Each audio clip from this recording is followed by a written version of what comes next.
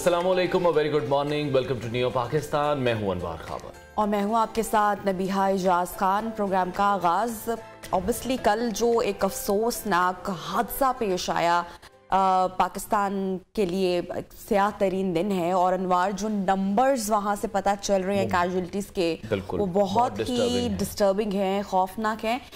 इस हादसे की, इस वाक़े की डिटेल्स आपके साथ शेयर करेंगे ऑब्वियसली, लेकिन सबसे पहले टॉप स्टोरीज पर नजर डालते हैं। पेशावर पुलिस लाइंस में खुदकुश धमाका, पाकिस्तान एक मरतबा फिर दहशतगर्दी की जद में। सियासी इंतकाम अपने अरूज पर, बिगड़ती मईशत ने आवाम की चीखें निकलवा दी। पाकिस्तान का रोशन चेहरा उजागर करना वक्त की जरूरत। मुस्तकबिल की माँ और अहम तरीन जिम्मेदारियां। सोशल मीडिया बना बनू की खवातीन का सहारा। सबसे पहले रुख करेंगे पेशावर का, जहां पर होने वाले बॉम्ब हमले ने एक मरतबा फिर से पाकिस्तान को हिला कर रख दिया है। दहशतगर्दों की जानिब से एक बार फिर सूबाई दारुल हुकूमत को निशाना बनाया गया।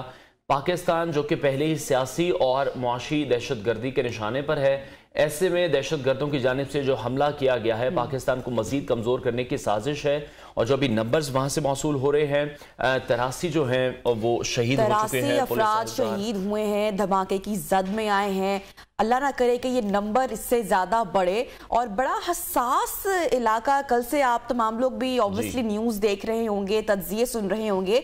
थाना पुलिस लाइंस की जो हदूद, ये जो पूरा एरिया है, सरकारी इमारत भी इसके आसपास तराफ में है, और यहाँ पर एंटर होना, यहाँ पर चेक पोस्ट को क्रॉस करके पहुँचना कोई एक आसान तरीका नहीं है। और दहशतगर्द किस तरीके से यहाँ पर पहुंचा, ये एक सवालिया निशान है, इस सवाल की गूंज है, लेकिन अनफॉर्चुनेटली जवाब किसी के पास नहीं है। और इस धमाके के नतीजे में अब तक इमाम मस्जिद और अहलकारों समेत 83 अफराद शहीद हुए हैं, 157 से ज्यादा अफराद जख्मी हैं। और ये धमाका एन जोहर की नमाज के वक्त हुआ है। हमलावर जब जो ऐनी शाहिदीन थे या जो जख्मी हैं, जब उनसे बात की गई तो उन्होंने बताया कि जैसे ही तकबीर की आवाज बुलंद होती है, उसके बाद जो खुदकुश हमलावर है वो अपने आप को ब्लास्ट कर लेता है, और उसके बाद सारा जो मंजरनामा है वो ऑब्वियसली हम आपके साथ शेयर धमाके के बाद जो पेशावर के तमाम हॉस्पिटल्स थे वहां पर भी इमरजेंसी नाफिज कर दी गई। जख्मी और लाशों को लेडी रीडिंग अस्पताल मुंतकिल किया गया। बम धमाके के बाद हर तरफ चीखों पुकार के मनाजिर थे, रेस्क्यू टीम्स भी मौके पर पहुंच गई। इस हवाले से मजीद डिटेल्स लेंगे, हमारे कॉरेस्पॉन्डेंट पेशावर में मौजूद हैं शाहिद खान, उनसे। शाहिद बताएगा इस वक्त अभी वहां पर क्या हालात देख रहे हैं, क्या मनाजिर हैं, जो तमाम जख्मी हैं, तमाम मैयतें हैं वहां से निकाल ली गई हैं, बिल्डिंग को क्लियर कर दिया गया है?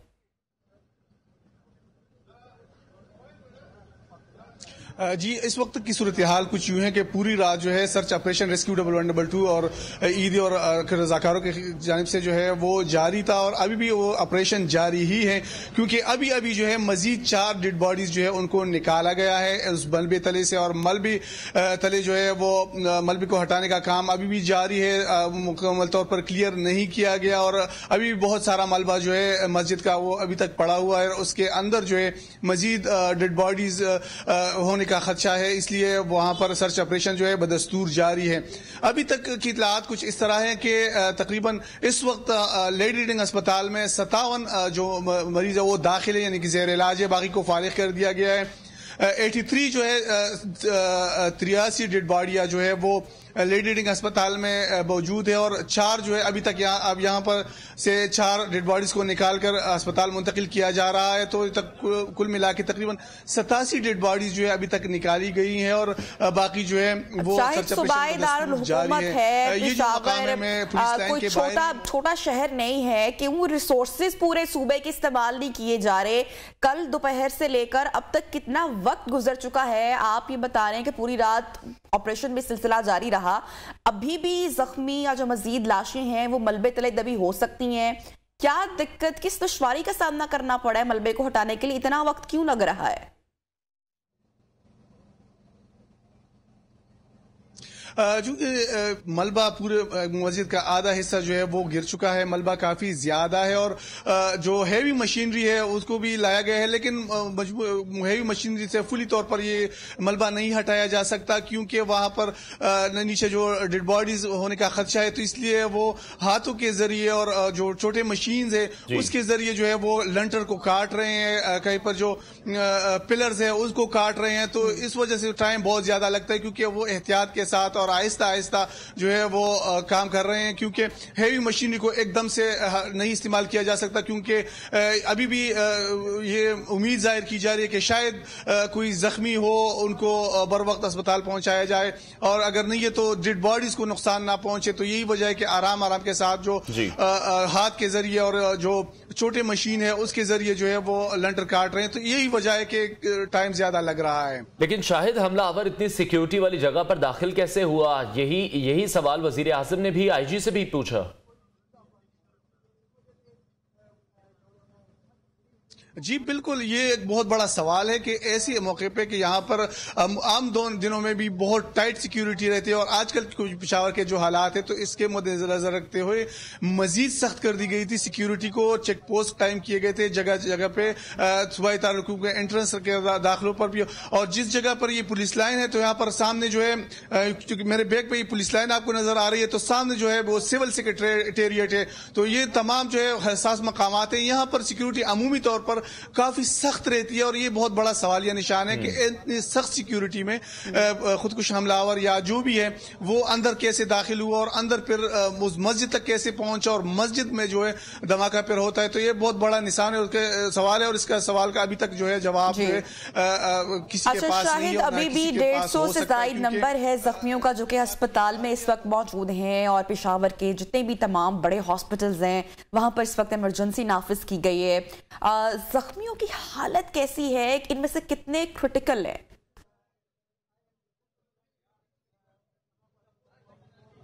देखिए इस वक्त तकरीबन 170 से जायद मजमूई तौर पर जो जख्मी थे वो मुख्तलिफ अस्पतालों को शिफ्ट कर दिए गए हैं, जिसमें सबसे ज्यादा जो 157 मरीज थे जख्मी थे वो उनको लेडी रीडिंग अस्पताल जो कि सूबे का सबसे बड़ा अस्पताल है वहां पर मुंतकिल किया गया था। तो उसमें इस वक्त सिर्फ 57 जो है वो जख्मी वो अस्पताल में ज़ेर इलाज है। बाकी जो मरीज थे 100 से जायद वो उनको तबी इमदाद दे के कुछ उस वक्त फारिग कर दिया गया, कुछ को जो है रात गए जो है वो फारिग कर दिया गया था क्योंकि उनकी सेहत जो है वो स्टेबल थी। तो इसलिए उनको अभी जो 57 अफराद जो जख्मी जो है वो ज़ेर इलाज है, तो उनमें से कुछ जो है तकरीबन 10 से 12 जो है उनकी हालत जो है इंतहाई तशवीशनाक करार दी जा रही है। बाकी की मालूमात जो है अभी आ रही है कि कितने जो है वो तसल्ली बख्श के उनकी हालत और कितने की क्रिटिकल है, तो ये कुछ देर में मजीद मालूमात भी आ जाएंगी। ठीक है शायद, कल हमने देखा वजीर आजम और आर्मी चीफ भी पहुंचे थे। कौन कौन से ऐसे रहनुमा हैं जिन्होंने अभी तक पेशावर का विजिट किया है, और आज पेशावर में यौम सौग भी मनाया जा रहा है, तो इस हवाले से अभी सूबे की फिजा कैसी देख रहे हैं आप? देखिए सूबे की फिजा तो सोगवार है क्योंकि इतना बड़ा वाकया हुआ है, और गुज़िश्ता रोज वजीर आजम और आर्मी चीफ जो है वो भी उन्होंने दौरा किया था। इसके साथ साथ जो मकामी रहनुमा है, अवामी नेशनल पार्टी के रहनुमा है, जमात इस्लामी के रहनुमा है, या पाकिस्तान तहरीक इंसाफ के जो रहनुमा है, उन्होंने भी अस्पताल का विजिट किया था, वहां पर जाके मरीजों की अयादत की थी। जमात इस्लामी के जो नायब अमीर है खैबर पख्तूनख्वा के, उन्होंने स्पॉट में यहाँ पर ये जगह भी आए थे और यहाँ पर दौरा भी किया था। उसके बाद जो है हॉस्पिटल भी गए थे।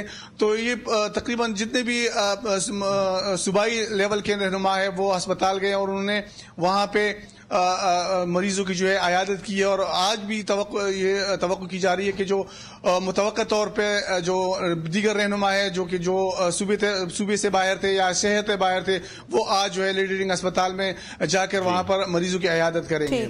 शायद इतना बड़ा ये हादसा हुआ है, धमाका हुआ है, तरासी खानदान आई गेस सोग में इस वक्त मुलव्वस हैं। इस धमाके की जिम्मेदारी किसने कबूल की है? कोई तलात इस हवाले से अभी तक आपके पास है, शेयर करें।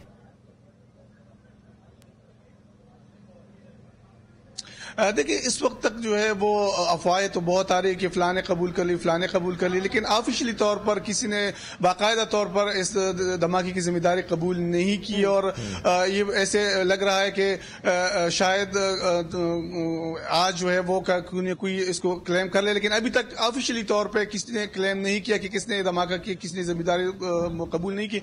लेकिन ये एक अफवाह है कि फलाने कबूल कर ली, फलाने कबूल कर ली, लेकिन ऑफिशियली तौर पर अभी तक ये कंफर्म नहीं हो सका। अभी तक क्लियर नहीं किया गया होगा। क्या पुलिस की ऑफिशियल स्टेटमेंट सामने आई है? खुदा ना खास्ता दहशतगर्द के कोई सहूलतकार तो इस इलाके में मौजूद नहीं है, कुछ इस हवाले से सर्च ऑपरेशन किया जाएगा। पुलिस की कोई ऑफिशियल स्टेटमेंट सामने आई है? इलाका सिक्योर है मुकम्मल?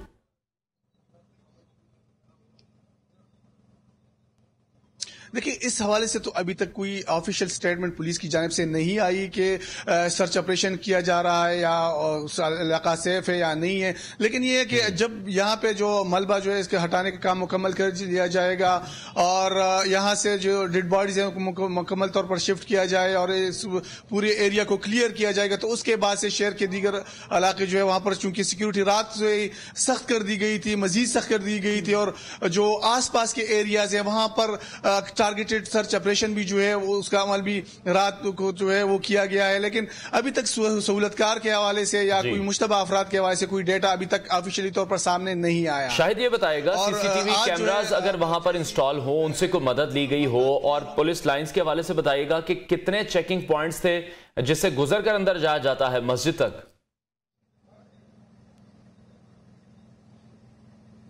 देखिए खैबर रोड जो है, मेन खैबर रोड से अगर आप एंट्री लेते हैं तो यहाँ पे तकरीबन 3 चेक पोस्ट है कि जब आप अंदर जाएंगे, यानी कि खैबर रोड पे एक चेक पोस्ट है कि जब आप जब पुलिस लाइन की तरफ जो रास्ता जाता है वहां पर जाएंगे तो उस पे दरवाजा बना हुआ है, तो वहां पर भी एक चेक पोस्ट है। और उससे आगे फिर जो पुलिस लाइन के मेन गेट है जहां पर इस वक्त मैं मौजूद हूँ, तो यहाँ पर भी एक चेक पोस्ट है। तो ये 3 चेक पोस्ट से गुजरना पड़ता है। और इसके साथ साथ क्योंकि हसास एरिया है, एक तरफ सिविल सेक्रेटेरिएट है, एक तरफ जो है ये पुलिस लाइन है और पुलिस सर्विसेज अस्पताल भी है, तो इस वजह से यहाँ पर कैमरे भी बहुत सारे लगे हुए हैं। पुलिस लाइन के अंदर भी काफी कैमरे लगे हुए हैं। जी जी जी। अच्छा शाहिद बताइएगा, इस वक्त पूरे शहर की अगर बात की जाए, पेशावर की तो सिक्योरिटी की ओवरऑल मजमूई सूरत हाल किस तरह से है?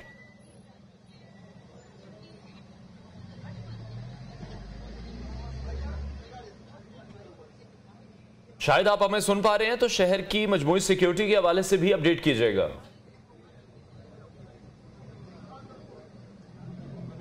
जी बिल्कुल, जब भी कोई हादसा होता है या किसी तरह की नौयत का कोई मामला होता है तो खैबर पख्तूनख्वा भर में सिक्योरिटी सख्ती कर दी जाती है। लेकिन सूबाई दारुल हुकूमत है तो यहाँ पर कुछ ज्यादा ही फिर सिक्योरिटी सख्त कर दी जाती है। और इस वक्त गुज़श्ता जब ये धमाका हुआ है तो उसके बाद से जो है अस्पतालों में भी इमरजेंसी नाफिज कर दी गई और सिक्योरिटी की इमरजेंसी भी नाफिज कर दी गई थी। तो जितने भी दाखिली और खारिजी रास्ते हैं उन पर चेक पोस्टों में जवानों की तादाद में भी इजाफा किया गया है और सिक्योरिटी जो है काफी सख्त कर दी गई है। बेशतर ऐसे भी एरिया है कि जहां पर पाक आर्मी के जवान जो है उनको चेक पोस्टों पर खड़ा किया हुआ है, तो पुलिस एहलकार जो है वो भी चौकस मुख्तलिफ मुकामात पे खड़े हैं और जामा तलाशी भी ली जा रही है। और काफी सख्त तलाशी होने के बाद जो है लोगों को जो है पेशावर के अंदर जो है आने दिया जा रहा है और तमाम दाखिली और खारिजी जितने भी रास्ते हैं तो वहां पर सिक्योरिटी जो है काफी सख्त कर दी गई है। और इस हवाले से जो है अहकाम जारी किए गए कि सिक्योरिटी पे कोई कंप्रोमाइज नहीं किया जाएगा। और जो दूसरी जानिब जो शाहिद आपका इस वक्त सिक्योरिटी हाई अलर्ट है पेशावर में। शाहिद खान हमें अपडेट कर रहे थे, पेशावर से मनासिर भी आपको दिखा रहे थे कि रेस्क्यू का जो ऑपरेशन है वो भी इस वक्त जारी है। Senior analyst general retired Shoaib Amjad ने हमें ज्वाइन किया है, उनसे मजीद इस पर तजिया लेंगे। जनरल साहब बहुत शुक्रिया आपके वक्त के लिए। बहुत गहरी साजिश लगती है बज़ाहिर, अगर हम देखते हैं जिस तंजीम ने बुज़दिलाना कार्रवाई की है तो उसमें तो ऐसे लोग भी मौजूद होंगे जो इनको धमाकों पर उकसाते हैं। किस तरह से देख रहे हैं इस धमाके का बैकग्राउंड भी? अगर भारत की हम बात करें तो भारत अफगानिस्तान में दहशत गर्दी का एक बड़ा नेटवर्क छोड़ के गया है। बिस्मिल्लाहिर्रहमानिर्रहीम। देखिए, जब अफगान तालिबान का कब्जा हुआ अफगानिस्तान पे तो उन्होंने आम माफी दे दी थी।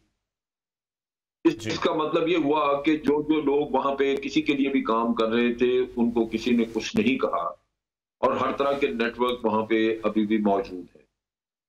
अलबत्ता कुछ लोग जो बाहर भाग गए थे ताजिकिस्तान, जिस तरह अमरुल्लाह साले जो उस वक्त वाइस प्रेसिडेंट था वो भाग के चला गया उज्बेकिस्तान। वहां से बैठ के वो अपने नेटवर्क ऑपरेट करते हैं और वो जरिया है पैसा पहुंचाने का जिसको भी यहां पे पहुंचाना हो अफगानिस्तान जी। जहां तक इन टेररिस्ट का ताल्लुक है, दहशतगर्दों का, टीटीपी, इनको पाकिस्तान का डेलीगेशन, पाकिस्तान के उलमा का डेलीगेशन जाके मिला था, जो मौलाना ये मुफ्ती तकी उस्मानी साहब की सदारत में गया था जी। और मुफ्ती तकी उस्मानी साहब ने आके बयान दिया कि हमने तालिबान को बताया है कि ये शरीयत नहीं है, और उन्होंने तस्लीम किया कि जो काम वो कर रहे हैं वो हराम है, वो मुसलमानों का कत्लेआम कर रहे हैं, ये नहीं काबिल कबूल, और पाकिस्तान का आईन इस्लामी है। वो मानने के बावजूद उन्होंने ये काम किया, और फिर आके मस्जिद में नमाज के वक्त धमाका करना, कभी कोई मुसलमान सोच सकता है ये करने का? तो इससे जो चीज वाज़ेह होती है वो ये है कि ये कारोबार है उनका, ये धमाके करना, और ये सिलसिला कारोबार है, जहां से पैसा मिल जाए वो उनके लिए काम करना शुरू कर देते हैं। यहाँ पे तालिबान ने, टीटीपी ने अगर 2500-3000 या 4000 लोग रखे हुए हैं तालिबान अपने, तो उनको तनख्वाहें भी देनी है, उनको खाना भी खिलाना है, रिहाइश भी करनी है। तो रिहाइश तो उनको सेफ हेवन जो है वो अफगानिस्तान दे देता है, लेकिन बाकी चीजों के लिए पैसा चाहिए। तो पैसा जो इंटेलिजेंस एजेंसी, जो होस्टाइल इंटेलिजेंस एजेंसीज है, जिसमें CIA भी है, रॉ भी है। अब CIA जो है उसका इंटरेस्ट इस वक्त ये है कि ये यहाँ पे टेररिज्म बढ़े, दहशतगर्दी इस इलाके में बढ़े, और अमेरिका जो है वो बार बार आपको कहता है कि हम आपकी मदद के लिए आने को तैयार हैं, हम दहशतगर्दी में आपके साथ हैं, आपकी मुकाबला करने के लिए हम मदद देंगे। इसका मतलब है कि अमेरिका मुफाद भी है कि वो यहाँ पे आ जाए, किसी तरह को अपने उसको बेसिस मिल जाए जहां से वो ऑपरेट कर सके अपने ड्रोन्स वगैरह।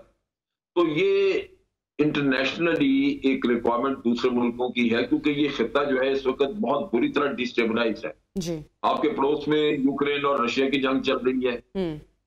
कल ईरान के ऊपर ड्रोन हमला हुआ है। तो ईरान है, चाइना, रशिया, यूक्रेन, ये इलाका, इसमें अमेरिका एक्सेस चाहता है, और पाकिस्तान जो है वो उसके लिए एक मौजूद जगह है।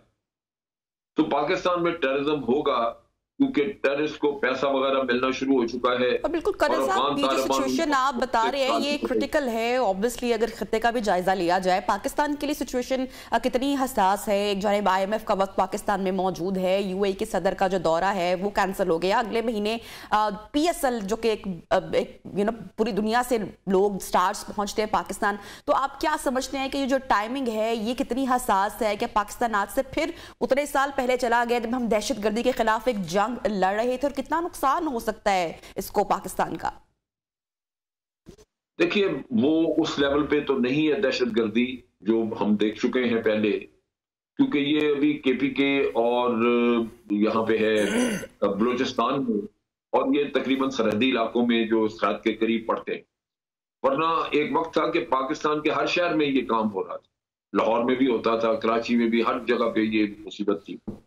अब वो ये बढ़ सकती है ये चीज, लेकिन ये है कि इसके लिए चूंकि मनसूबाबंदी की जा रही है, आपको शायद इंफॉर्मेशन ना हो, यहाँ पे बहुत सारे नेटवर्क जो है वो ऑलरेडी पिछले 10-12 दिन में पकड़े हैं उन्होंने, KPK में खास तौर से, लकी मरवत में, जबरूद में, बन्नू में। और ये अगर ये काम ना होता तो पता नहीं शायद कितने धमाके हो रहे होते। लेकिन इस तरह यहाँ पे civil line, police civil line में जाके ये वाकया हो जाना, ये बहुत बड़ा सिक्योरिटी लैप्स भी है कि पुलिस के अपने हेडक्वार्टर के अंदर जाके ये चीज हो रही है। तो इसका मतलब है चेकिंग सिस्टम इफेक्टिव नहीं था। ये यहाँ पे इन इलाकों में चेकिंग सिस्टम वगैरह सारे दोबारा से इंस्टॉल करने होंगे, दोबारा इफेक्टिव करना होगा ताकि ये लोग पकड़े जा सके। तो ये मैं समझता हूँ कि इस स्टेज के ऊपर नुकसान बहुत हुआ, क्योंकि इसी के बहाने इलेक्शन वहां पोस्टपोन हो जाएंगे हमारी असेंबली के, ये यहाँ अमन नहीं है। और फिर ये कि बड़ी बेगुनाह जाने इतनी ज्यादा जाया हुई है वहां पे जी, उसका पुलिस के मोराल पे भी बहुत बुरा असर पड़ेगा। हमारा वो लॉ एनफोर्समेंट एजेंसी है बहुत इंपॉर्टेंट, तो उनके मोराल पे भी बड़ा असर पड़ेगा, उनके कई लोग मारे गए। तो ये शहादतें जो हुई हैं इनका हर सूरत एक नेगेटिव इफेक्ट आएगा KPK के अपने मैनेजमेंट। जनरल साहब, किस तरह से देख रहे हैं आप कनेक्शन? किसी ना किसी तरह हम देखें तो वो अफगानिस्तान की तरफ शायद चला जाए। तालिबान से जो तवक्को की जा रही थी वो तो वैसा नहीं कर रहे। तालिबान और पाकिस्तानी हुकूमत के दरमियान आप देख रहे हैं कि राब्तों का फुकदान भी है। देखिए नहीं, राब्ते हैं। अभी जब हमारा ये उलमा का डेलीगेशन गया था तो वहां पे तालिबान, अफगान तालिबान ने कहा कि जी हम इनके किसी भी काम को अप्रूव नहीं करते, हमने इनको बहुत मना किया है कि पाकिस्तान में ये हरकतें ना करो जाके, लेकिन ये नहीं सुनते। और वो नहीं सुनेंगे इसलिए कि ये इनका कारोबार है, कोई उनका कोई ऐसी चीज तो है नहीं कि कोई मोटिव्स और तो है ही नहीं सिवाय इसके कि उनको पैसा चाहिए। तो अफगान तालिबान की मुश्किल ये है कि अगर वो इनके खिलाफ कोई एक्शन करते हैं तो अगर ये टीटीपी वाले जाके दाइश से मिल गए तो अफगानिस्तान में पहले ही दाइश जो है वो बड़ी टेररिज्म करवा रही है जी। खराबी वहां पे हुई है जहां इन्होंने आम माफी दी, जिसकी वजह से तमाम वो मुजरिम लोग जो पहले तालिबान के खिलाफ लड़ते रहे या पाकिस्तान के खिलाफ कार्रवाइयां करते रहे, वो सब लोग वहां पे। तो उस वक्त पे ये कर बैठे आम माफी, और अब इनके कंट्रोल में नहीं। खुद अफगानिस्तान में आप देखिए कि दाइश कई धमाके करा चुकी है, यानी जब से तालिबान ने हुकूमत संभाली है तकरीबन 60 के करीब वहां पे दहशतगर्दी के वाकयात हो चुके हैं एक साल के अंदर। ठीक सर, ये भी आपसे जानना चाहेंगे, जैसा कि हमने माजी में देखा कि जनरल राहील शरीफ के वक्त में, उनके दौर में जिस तरह से ऑपरेशन किया गया दहशतगर्दों को कला कमा करने के लिए, आप समझते हैं कि इसी ऑपरेशन की अब दोबारा वक्त को ज़रूरत है? अच्छा, दूसरी जानिब हम देखते हैं कि जो महमूद खान साहब हैं, उनकी हुकूमत मरकज़ को शामिल किए बगैर मुज़ाकरात करती रही, ना तो मुज़ाकरात कामयाब हुए, ना हम ये बावर करवा सके अफगानिस्तान को कि टीटीपी जो है वो पूरे खत्ते के लिए इस वक्त एक खतरा है।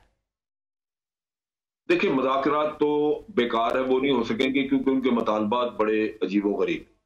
पाकिस्तान ने ये उनको कहा था कि आप जो कुछ भी हमें मुतालबा करेंगे वो अगर पाकिस्तान के आइन के अंदर गुंजाइश हुई तो हम मान लेंगे।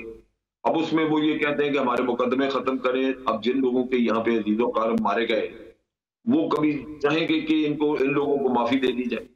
दूसरी बात यह है कि उस चीज की कोई जमानत नहीं कि आज माफी दे दें तो कल की फिर दोबारा काम ना शुरू कर दें। तीसरा इशू उन्होंने ये कहा कि जी हमें केपीके जो है इसको वापस, इससे फाटा का इलाका वापस जो है उसको आजाद इलाका, फाटा इलाका करार दे दिया जाए।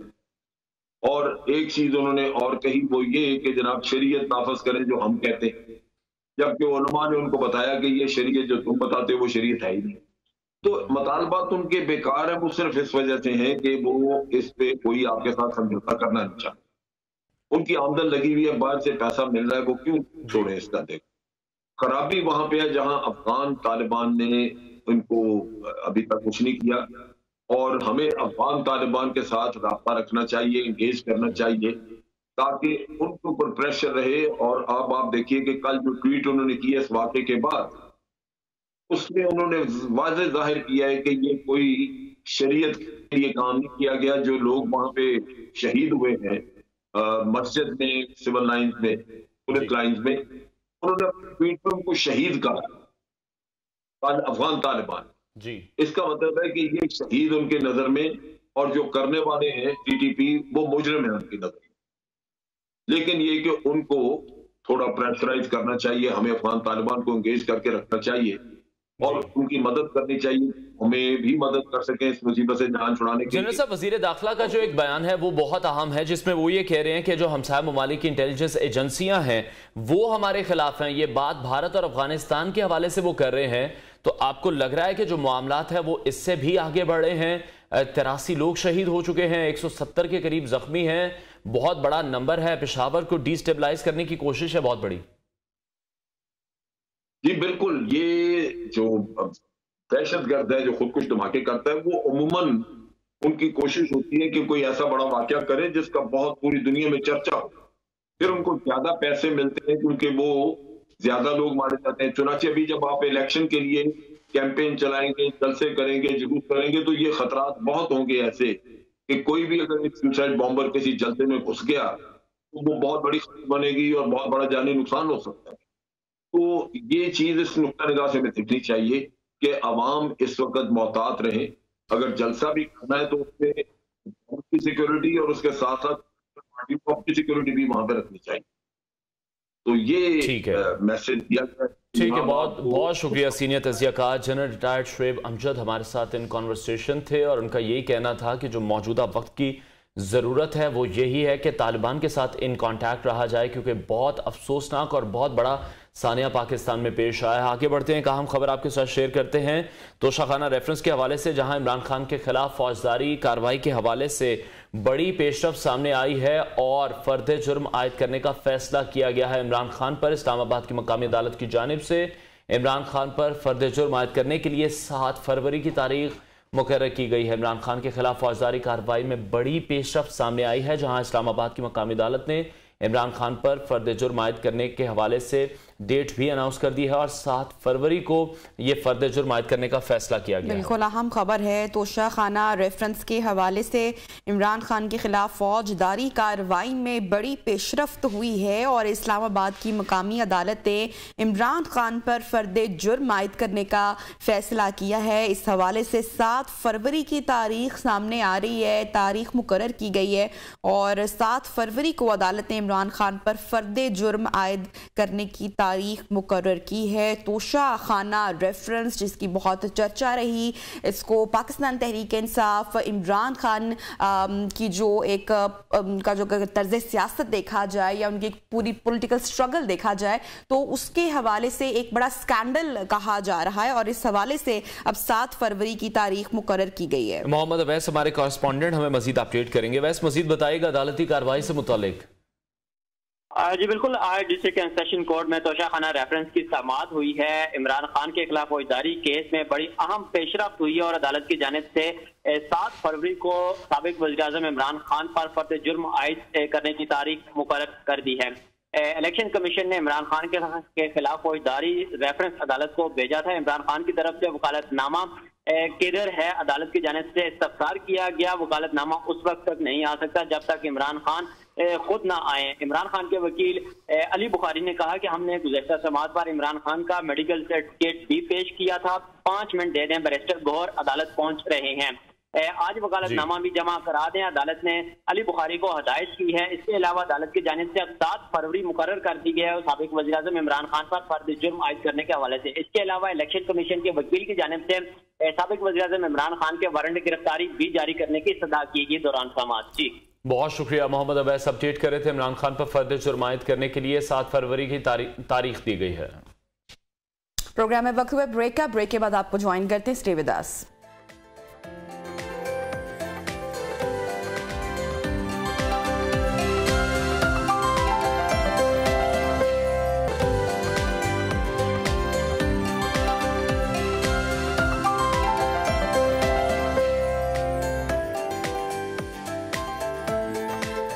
Welcome back. एक बार फिर से रुख करेंगे पेशावर हमले के हवाले से। वजीर आज़म पाकिस्तान और आर्मी चीफ भी कल पहुंचे थे पेशावर, जिसके बाद वजीर आज़म ने आईजी से इस्तफसार किया कि जो खुदकुश हमला आवर हैं वो किस तरह से पुलिस लाइन्स में दाखिल हो गया।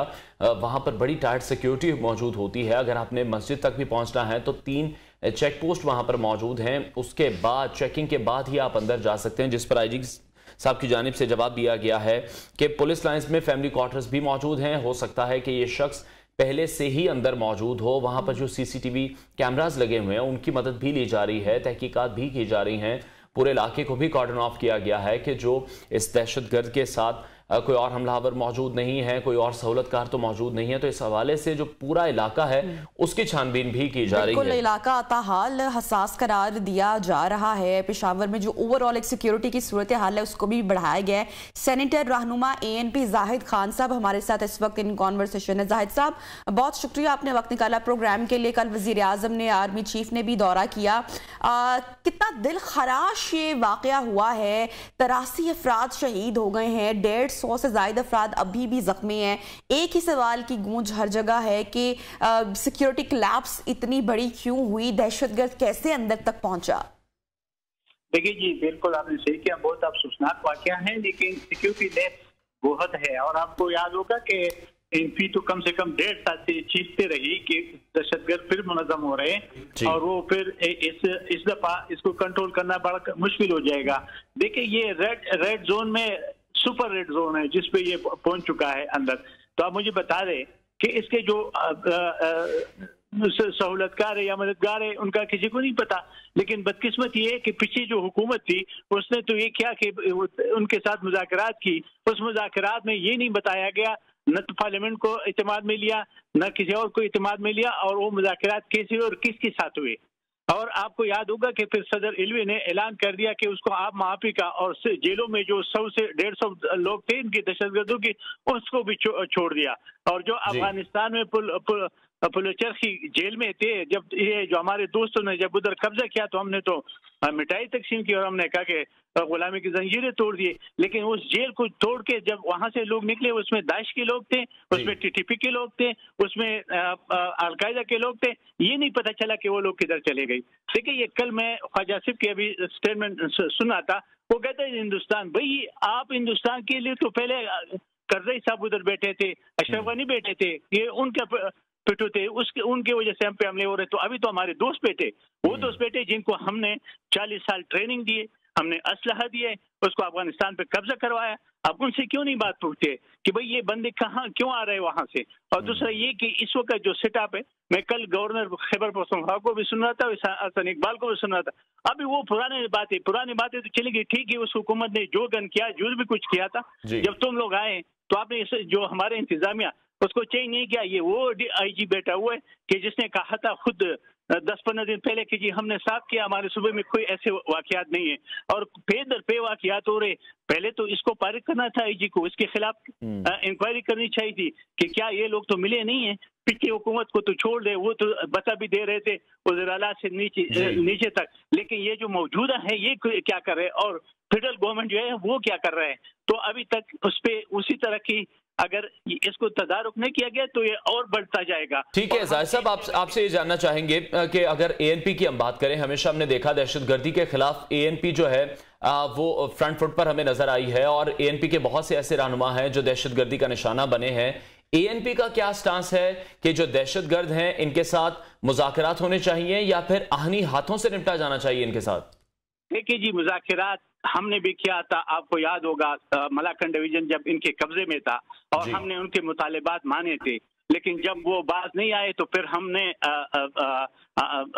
उनको सपोर्ट किया, फोर्सेस को सपोर्ट किया, हमने उसके लिए कुर्बानियां दी, और फिर हमने ऑपरेशन किया था और उस मलाकन डिवीजन को इन दहशतगर्दों से आज़ाद करवा दिया। अब ये अगर मुज़ाकरात कर चुके तो बता दे कि किससे मुज़ाकरात हुए हैं, वो कौन से लोग हैं, और अगर नहीं है तो दो बातें हैं। देखिए जी, उस वक्त तो अफगानिस्तान में करजई साहब बैठा था, अशरफ गनी बैठे थे, वो हिंदुस्तान के पैरोकार थे और वो हमें लोग भेज रहे थे। लेकिन अभी तो हमारे दोस्त बैठे हुए जिनको हमने असलहा दिया, जिनको हमने अफगानिस्तान पे कब्जा किया। तो दो बातें हैं, एक तो डायरेक्ट उनसे बात करें कि भाई अभी आपकी सरजमीन हमारे खिलाफ क्यों इस्तेमाल हो रही है, आप तो हमारे दोस्त है, हमने तो आपके लिए बहुत कुर्बानियां दी। और अगर हुकूमत उस हुकूमत से बात करे और उसकी नहीं है तो उसके बाद फिर ये ऑपरेशन, ये इसके अलावा नहीं होगा जी। अगर ये होता तो मुज़ाकरात होते। मुज़ाकरात वो इसलिए करते कि वो अपने आप को मुनज़्ज़म करते, वो रीग्रुपिंग करते हैं, और रीग्रुपिंग के साथ अभी रात को मैं सुना था कि जी उनके पास अमेरिकन असला है, तो अमेरिकन असला हो तो इनको तो अमेरिकन ने नहीं दिया होगा ना, वो तो अफगानिस्तान में छोड़ गए। तो तालिबान हमारे क्या कर रहे हैं, जो अफगान तालिबान जो हमारे दोस्त थे, वो उनको कैसे वहां से चल के आते हैं और ये अटैक्स होते हैं। तो मेरे ख्याल में हम एनपी का तो आपके इल्म है, हमारा तो बिल्कुल खुला स्टांस है, और अभी हम इसलिए टारगेट होते हैं कि हम सीधी बात करते हैं, और उस पे इसलिए करते हैं कि उस तबाही की सबब, अगर ये बात एक बात मैं वाज़ेह करना चाहता हूँ, पहले भी हमारे बुजुर्गों ने भी कहा था कि अफगानिस्तान में आग न लगाओ, ये इधर आएगा, हमारे सूबे में आया। फिर हमने कहा कि अगर आप ये कहते कि ये दरिया सिंध से आगे नहीं जाएगा, ये आ जाएगा। अभी आपने देखा इस्लामाबाद में भी हुआ था, और ये चीजें रुकेगी नहीं।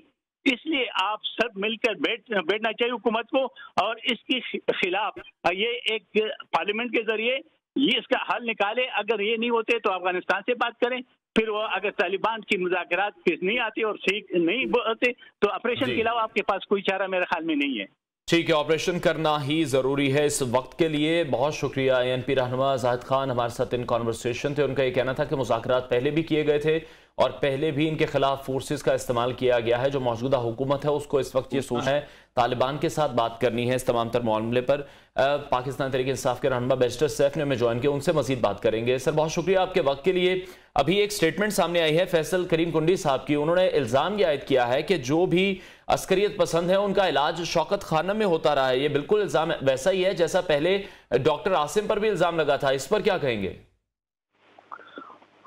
देखें, इंतहाई शर्मनाक बयान है, और इस तरह के लोग, कुंडी साहब बावजूद तमाम मेच्योरिटी के अगर इस तरह के बयानात दे रहे हैं तो ये सिर्फ इनका बयान नहीं है, ये इनकी पूरी पार्टी और ये जो इस वक्त पाकिस्तान के अंदर चोरों की हुकूमत है PDM की, तो ये इनकी एक इज्तिमाई सोच है। और आप मुझे ये बताएं कि शौकत खानम तो कैंसर का एक मखसूस किस्म का हॉस्पिटल है, स्पेशलाइज्ड इंस्टीट्यूशन है, वहां पर किसी मरीज के बारे में ये कहना कि ये दहशतगर्द है और ये उसका इलाज वहां पे इस तरह से हो रहा है, मेरे ख्याल में अहमकाना तरीन बयान है। जहालत ही की अक्कासी करता है और जहालत के साथ साथ एक तासुब की भी अक्कासी बैरिस्टर साहब, this is the I think high time के जो सियासतदान है उनको एक दूसरे के खिलाफ बयानबाजी अब छोड़ देनी चाहिए। मुआशी बहरान, सियासी बहरान और अब जो है पाकिस्तान की सिक्योरिटी की जो सूरत हाल है, ये जो दहशतगर्दी का ये जो सानहा वाकया हुआ है, अब इन हालात में तो बयानबाजी, जो सियासी बयानबाजी है, वो तो बिल्कुल भी नहीं करनी चाहिए। बिल्कुल, एब्सोल्युटली आप सही कह रही हैं, ठीक कह रही हैं, लेकिन मसला ये है कि पाकिस्तान के सियासतदानों का अगर ये लो लेवल ना होता और यहाँ पर इस तरह का एक गंदी जहनियत ना होती तो पाकिस्तान में ये मसाइल भी ना होते, ये मसाइल हल हो रहे होते। यहाँ हमारा मसला पॉलिटिकल जो लोग हैं, इनका मसला मसाइल के हल का नहीं होता, इनकी तमाम तवज्जो इस बात पे होती है कि मसाइल ज्यादा से ज्यादा पैदा हो ताकि उन मसाइल को बुनियाद बना के सियासत करें और उस सियासत की बुनियाद पर हुकूमत के मजे लूटें। ये एक बेसिक सा फार्मूला है इनका। अगर आप देख लें, कल से ये वाकया हुआ है, मुजम्मत के साथ दूसरा बयान यही होता है हर सियासी पार्टी का कि पहले मुजम्मत करते हैं, उसके बाद ये कह देते हैं कि जी हालात बहुत खराब है, इंतखाबात का तो माहौल ही नहीं है। अब ये इंतखाबात का माहौल नहीं है, कौन कह रहा है? ये लॉजिक उन्हीं लोगों की है जो हुकूमत में रहना चाहते हैं, क्योंकि उनको जो PTI की तरफ से जो एक डिमांड है कि आप इंतखाबात कराएं और हुकूमत इलेक्टेड लोगों के हवाले करें, वो उससे फरार चाहते हैं। तो अब कहीं पे धमाके को बुनियाद बना देते हैं, कहीं पे महंगाई को बुनियाद बनाते हैं, कहीं पे और मसाइल को इशू बनाकर इस तरह की बयानबाजी की जाती है। और यही हमारी political maturity as a nation का जो फुकदान है और जो एक हमारे एक बहरान है, उसकी बुनियादी वजह ही यही हमारी सोच है।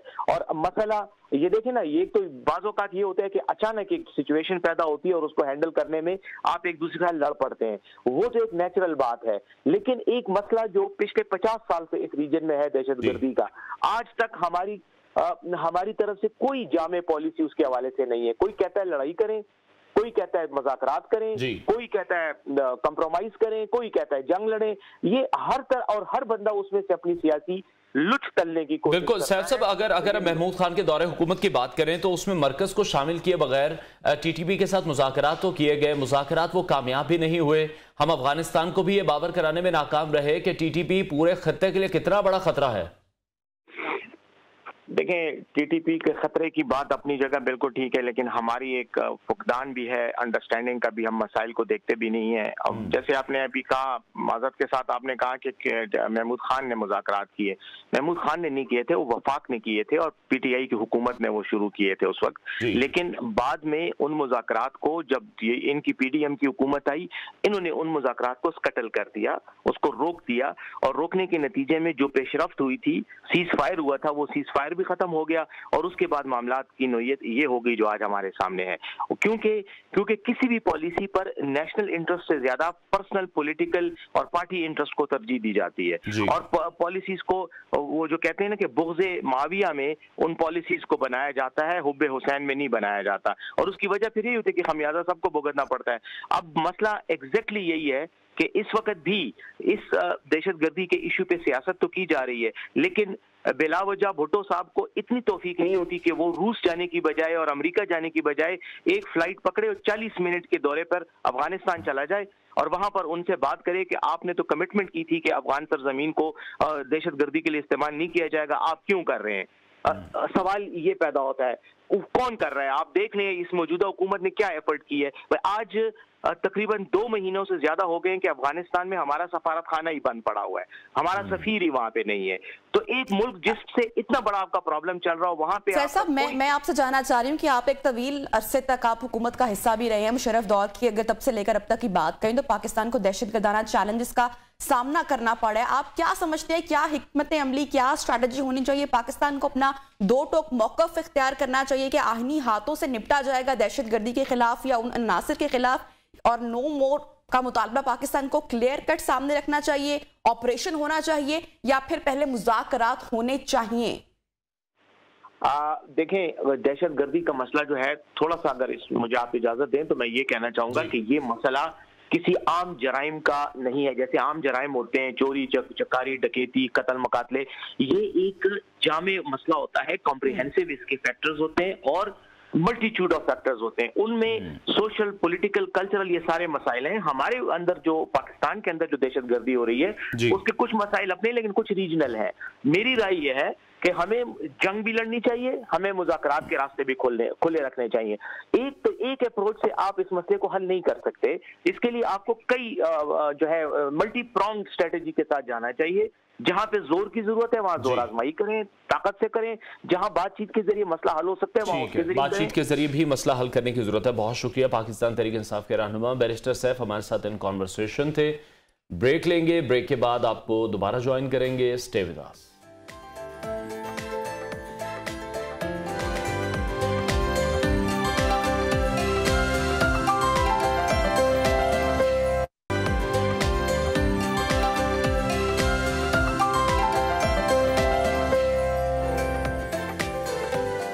Welcome back. प्रोग्राम को आगे बढ़ाते हैं और अब आपके साथ शेयर करें कि दुनिया की 5वीं बड़ी आबादी वाला मुल्क अपने बदतरीन सियासी, समाजी, इक्तसादी चैलेंजेस का इस वक्त सामना करे, जिनमें सियासी बेयकीनी से लेकर मैक्रो इकनॉमिक अदम इस्तेहकाम, सलामती के खतरात, समाजी मसाइल, बढ़ती हुई गुर्बत, बेरोजगारी, कम शरह नमू और बुलंद अफराते ज़र शामिल हैं। बिल्कुल, और दाखिली सलामती के मसाइल भी उभर रहे हैं। पाकिस्तान अदायगी के शदीद अदम तवाज़ुन के बहरान में इस वक्त मौजूद है, जिसमें बड़े पैमाने पर तो गैर मुल्की कर्जे भी मौजूद हैं जिनकी अदायगियाँ अभी करना बाकी हैं, जबकि अगर बाकी बात करें तो तकरीबन खाली हो चुके हैं। पाकिस्तान और IMF वफ्द के दरमियान मुज़ाकरात आज से शुरू होने जा रहे हैं और ज़राए IMF के चीफ नॉर्थन रिपोर्टर पाकिस्तान पहुंच चुके हैं।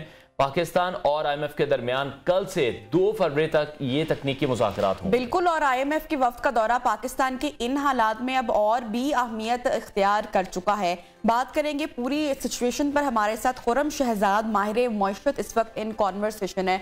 बहुत शुक्रिया आपने टाइम निकाला प्रोग्राम के लिए खुर्रम साहब। जिस किस्म के सियासी इक्तिसादी बहरान का सामना हम कर रहे हैं, 1990 की दहाई में इंडिया भी कमोपेश कुछ ऐसे ही बहरान का सामना कर रहा था। किस तरह से इंडिया ने अपने आप को रेस्क्यू किया और जो श्रीलंका की सिचुएशन हुई, हमने क्या उससे कुछ सीखा है अभी तक? जी देखें, जहाँ तक भारत का ताल्लुक है तो 3 चीज़ें उसमें जो है वो बॉटम लाइन मुझे नज़र आई, जो कहते हैं ना कि जी ये इसका क्रक्स रहा।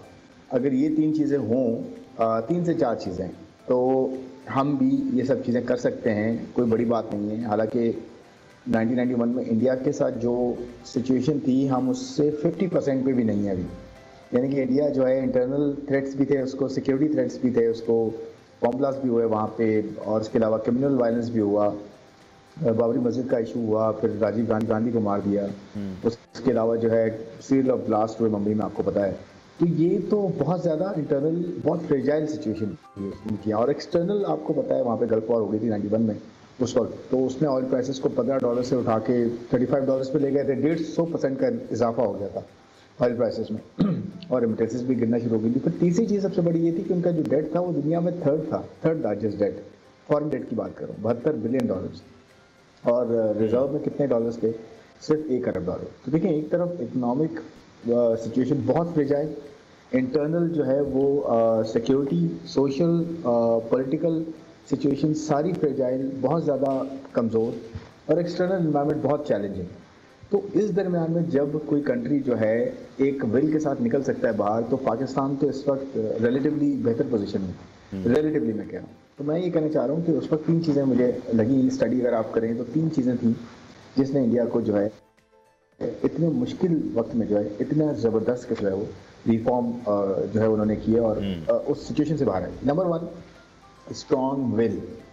अगर पॉलिटिकल गवर्नमेंट है या जो भी पार्टी है, जो भी स्टेट को चला रही है, उसकी किसी स्ट्रॉन्ग विल की ज़रूरत है उसकी, चाहे वो कोलिशन गवर्नमेंट। आपको पता है नरसिम्हा राव की गवर्नमेंट जो है वो कोलिशन गवर्नमेंट थी, वो और वीक थी, और नरसिम्हा राव भी कोई बहुत ज़्यादा टेक्निकली स्ट्रॉन्ग नहीं थे, तो लेकिन उनकी पॉलिटिकल इक्विपमेंट थी कि एक तरफ उन्होंने किया ये कि उन्होंने अपनी जो अपोजिशन थी उसको भी संभाल के रखा, कोलिशन को भी एक साथ जोड़े रखा, और अपनी टीम को एम्पावर कर दिया कि आप जो मर्जी करें, मेरिट पे डिसीजंस दें, जो इकोनॉमी को बचा सकते हैं, बेहतरी की राह पे डाल सकते हैं, आप डालें, पॉलिटिक्स को मैं देख लूंगा। देखिए ये स्ट्रॉन्ग विल होती है कि मुझे ये करना है, मैं ये करके दिखाऊंगा। सेकेंडली जो थी ना सबसे बड़ी चीज़ वो स्किन इन द गेम थी कि जो नसीमा राव थे या उनकी टीम थी या जो भी पॉलिटिशियंस थे उन्होंने। ठीक है खुर्रम साहब, डेली अपने प्रोग्राम में हम ये सवाल जरूर डिस्कस कर रहे हैं कि अब अगर IMF हमारी मदद नहीं करा तो दोस्त ममालिक भी हमारी मदद नहीं करे, वो भी अभी IMF की तरफ ही देख रहे हैं, तो इसकी क्या वजह समझ रहे हैं? आपको रिस्क फैक्टर है या कोई और वजह है? देखिए बड़ा सिंपल सा जो है ये कहने के ये फैक्टर है, बड़ा सिंपल सा जो है वो फिनोमिनन है कि जब भी आप अगर अपने पैरों पे खड़े नहीं होंगे, चाहे आपके रिश्तेदार हों, चाहे आपके दोस्त यार हों, जितने भी आपके करीबी जानने वाले हों, प्यारे हों, इंटरेस्ट के साथी हों और मुश्किलात के साथी हों या बेहतरी के साथी हों, वो सब आपसे इवेंचुअली ये ज़रूर कहेंगे कि अपने पैरों पे खड़े हो जाएं आप। उस वक्त तक हम आपकी मदद नहीं करेंगे जब तक आप अपने पैरों पे नहीं खड़े हो जाते। हम मदद करते रहेंगे आपकी, लेकिन इवेंचुअली एक वक्त ऐसा आएगा जब अपने पैरों पे खड़ा होना पड़ेगा। तो देखें ये वो मकाम है हमारा कि हमने 23 प्रोग्राम्स लिए IMF के, और 23 प्रोग्राम्स में हमने इस कंट्री को इतनी बेहतरीन जो है ये इतना बड़ा मुल्क, इतना रिसोर्सफुल मुल्क हमें मिला, उसे हमने अपने पैरों पर खड़ा नहीं किया बल्कि ज़ाया किया। फ्रैंकली स्पीकिंग हमने ज़ाया किया, रिसोर्सेज को ज़ाया किया, लोगों को सही से ट्रेन नहीं किया, जिनकी जो अरबाब इख्तियार रहे हैं उन्होंने उस तरह से गवर्न नहीं किया। साहब जो सियासी अदम इस्तेहकाम है मुआशी बहरान में कितना हिस्सा डालता है? 1988 से लेकर आज तक कोई भी वजीर आजम अपनी आईनी मुद्दत पूरी नहीं कर सका। देखिए जी एक वर्ड है कंटिन्यूटी, ये बड़ा इंपॉर्टेंट वर्ड है। अगर कंटिन्यूटी नहीं होती ना तो कोई चीज़ भी सस्टेन नहीं करती। अगर पॉलिटिकल स्टेबिलिटी नहीं है, पॉलिटिकल कंटिन्यूटी नहीं है और एक लंबे अरसे तक नहीं है, उस वक्त तक आपकी जो पॉलिसीज़ होती हैं, जो रिफॉर्म की प्रोसेस होता है, जो एक चेंज लाने की बात होती है, एक ट्रांसफॉर्मेशन की बात होती है, तो उसमें बड़ा वक्त लगता है। और जब तक आप कंसिस्टेंट नहीं होंगे, कंटिन्यूटी नहीं होगी आपकी, आप कोई भी सेटअप हो वो कंटिन्यू करेंगे। मिसाल के तौर पे अगर हम सिविलियन सेटअप की बात करते हैं तो सिविलियन सुप्रीमेसी जब तक कंटिन्यू नहीं करेगी, जब तक अपनी जड़ें नहीं पकड़ेगी, उस वक्त तक ये जो है वो पॉलिसी इनकन्सिस्टेंसी रहेगी, अनसर्टेनिटी रहेगी। सरमायाकार एक चीज़ को बहुत वैल्यू देता है और वो है क्लैरिटी। तो ये नहीं कहता कि भाई नुकसान नहीं हो और फ़ायदा ही होता रहे, ऐसा नहीं कहता वो ये कहता है कि भाई क्लैरिटी मुझे मिले ताकि मैं उस हिसाब से अपना डिसीजन ले सकूँ, और फिर मैं डिसीजन उस क्लैरिटी के बेसिस पे दूँ तो वो क्लैरिटी चलती रहे। ऐसा ना हो कि कोई और इक़दाम। मैं आपको एग्जाम्पल देता हूँ, वही दोबारा कौन से ऐसे इक़दाम हैं जो पाकिस्तान अभी कर रहा है और मजीद कौन से ऐसे इक़दाम हैं जो करने चाहिए कि हम डिफॉल्ट से बच जाएं, और क्या सिर्फ IMF ही एक वाहिद हल है? देखिए जी दो इसके एरियाज हैं। एक तो ये कि हम ये कहते हैं कि जी मुश्किल फैसले कर रहे हैं गवर्नमेंट, मुश्किल फैसले की। देखिए मैं आपको ये बता दूं, कोई भी गवर्नमेंट आई है ना, पिछले कुछ गवर्नमेंट्स की बात करने अगर 3-4 गवर्नमेंट्स की बात करें, किसी ने मुश्किल फैसले नहीं किए, सब ने आसान फैसले किए, सब ने आसान हल ढूंढे हैं, सब ने ऑयल प्राइसेस बढ़ा दिए हैं, सब ने करेंसी को जो है वो उसकी कदर में कमी कर दी, या फिर एनर्जी की प्राइसेस बढ़ा दी, पेट्रोल, बिजली, गैस, इनकी प्राइसेस बढ़ा दी। तो ये आसान फैसले, ये मुश्किल फैसले नहीं है। मुश्किल फैसले क्या हैं जिन्हें हमें करना चाहिए और वो हमें IMF से नेक्स्ट टाइम बचाएगा। मुश्किल फैसले हैं सबसे पहली बात अपने खर्चों को कम करना। कौम भी अपने आप को जो है वो कंजर्वेशन में लेकर आती है, बट गवर्नमेंट जो भी पार्टी गवर्नमेंट बनाती है वो मुश्किल फैसले नहीं करती जिसपे अपने खर्चे कम करने होते हैं, अपनी जो है रनिंग ऑफ द गवर्नमेंट कम करना होता है, अपने जो है ना एम्प्लॉयज़ को कम करना होता है, अपनी जो कंपनियां हैं पब्लिक सेक्टर एंटिटीज़ हैं इनको बंद करना है या कम करना है, यहाँ से लॉसेस कम करने होते हैं, अपनी जो डेवलपमेंट प्रोजेक्ट्स हैं उनको सही जगह लगाना होता है। तो देखें अगर आप फिस्कल डेफिसिट जिसे कहते हैं ना कि जो खर्चे हैं और जो आमदन है इसका, खुर्रम साहब क्या आप प्लान देख रहे हैं मौजूदा हुकूमत के पास, इसहाक डार साहब उनकी टीम के पास, क्या कोई मौशी प्लान है, कोई हिकमत अमली के तहत इस बहरान से निपटा जाया जा सकता है?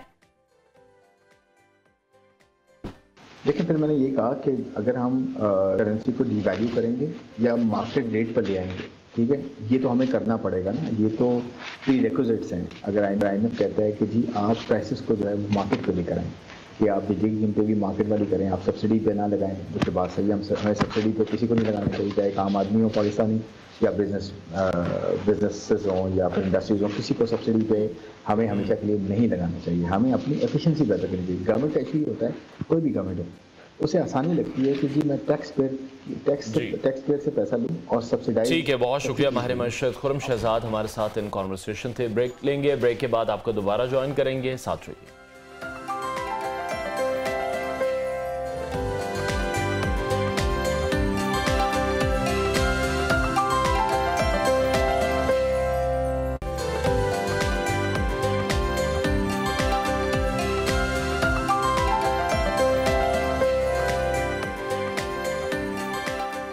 Welcome back and good morning once again in new Pakistan, जहां पर हम सियासी तज्जिया और जो पॉलिटिकल हैपनिंग न्यूज़ है वो आपके साथ शेयर करते हैं।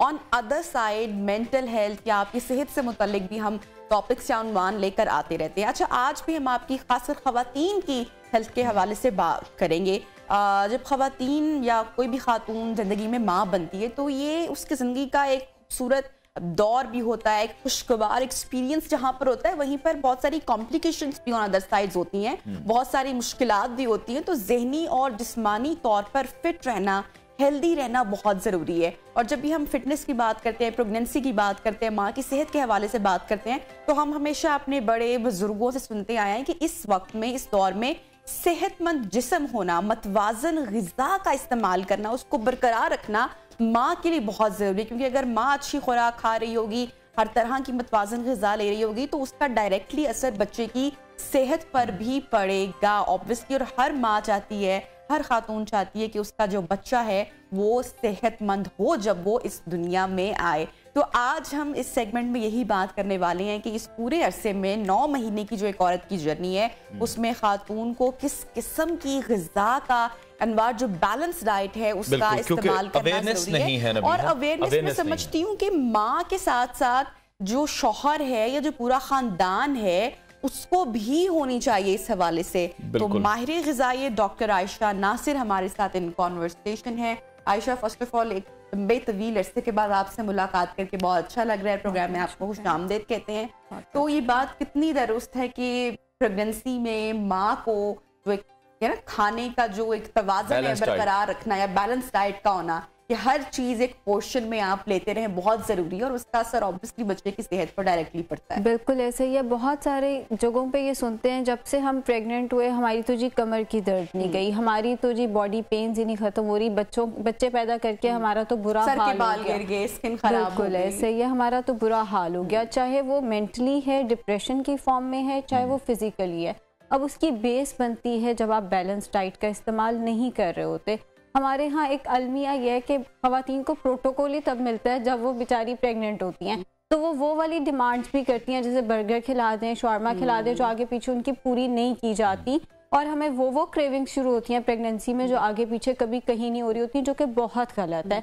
आप जो खा रहे हैं वो डायरेक्टली इनडायरेक्टली बच्चे को कहीं ना कहीं मुतासिर कर रहा है। और आपकी अपनी जो बाद की इसकी सेहत है, डिलीवरी के बाद की सेहत है, उसकी बुनियाद वो चीज़ रखती होती है। जो क्रेविंग्स वाली बात है ये किसी हद तक क्या दुरुस्त है? क्योंकि मेरी जो 2 प्रेगनेंसीज गुजरी तो मैं इंतजार करती रही पूरे 9 महीने की, अच्छा मैं भी अब अपनी दोस्तों को बताऊंगी कि मुझे अब मीठे की क्रेविंग है या मुझे सॉल्टी चीज़ों की क्रेविंग है, बट ये क्रेविंग कभी स्टार्ट नहीं हुई। बहुत सारी खवातीन को होती है लेकिन खट्टे की क्रेविंग होती है, जिसके लिए आप चना चाट पे थोड़ा सा इमली का पानी, बहुत ज्यादा भी नहीं, बिकॉज बहुत ज्यादा खट्टा भी नहीं खाना, बहुत ज्यादा इमली का पानी नहीं, लेकिन थोड़ा सा तबीयत को बहाल कर देता है। बिल्कुल ऐसे ही है, जैसे हम लोग चिप्स बहुत ज्यादा खाते हैं तो आप उसकी चना चाट के ऊपर 10 रुपए वाला पैकेट है पापड़ी डाल के इस्तेमाल कर लें, उससे आपकी क्रेविंग भी एड्रेस हो जाएगी और आपका पेट भी भर जाएगा। फिर चने जो है वो प्रोटीन का अच्छा सोर्स है। बहरहाल बैलेंस डाइट हमें पूरी जिंदगी चाहिए, सिर्फ एक फेज में नहीं। बट प्रेगनेंसी वाला फेज सबसे ज्यादा सेंसिटिव फेज होता है, एक प्रेगनेंसी और उसके बाद पोस्ट प्रेगनेंसी, बिकॉज दोनों में आप एक में तो आप अपने साथ साथ अपने बच्चे के भी रिस्पॉन्सिबल हो, और पोस्ट प्रेगनेंसी आप उसके बाद रिकवरी के रिस्पॉन्सिबल हो।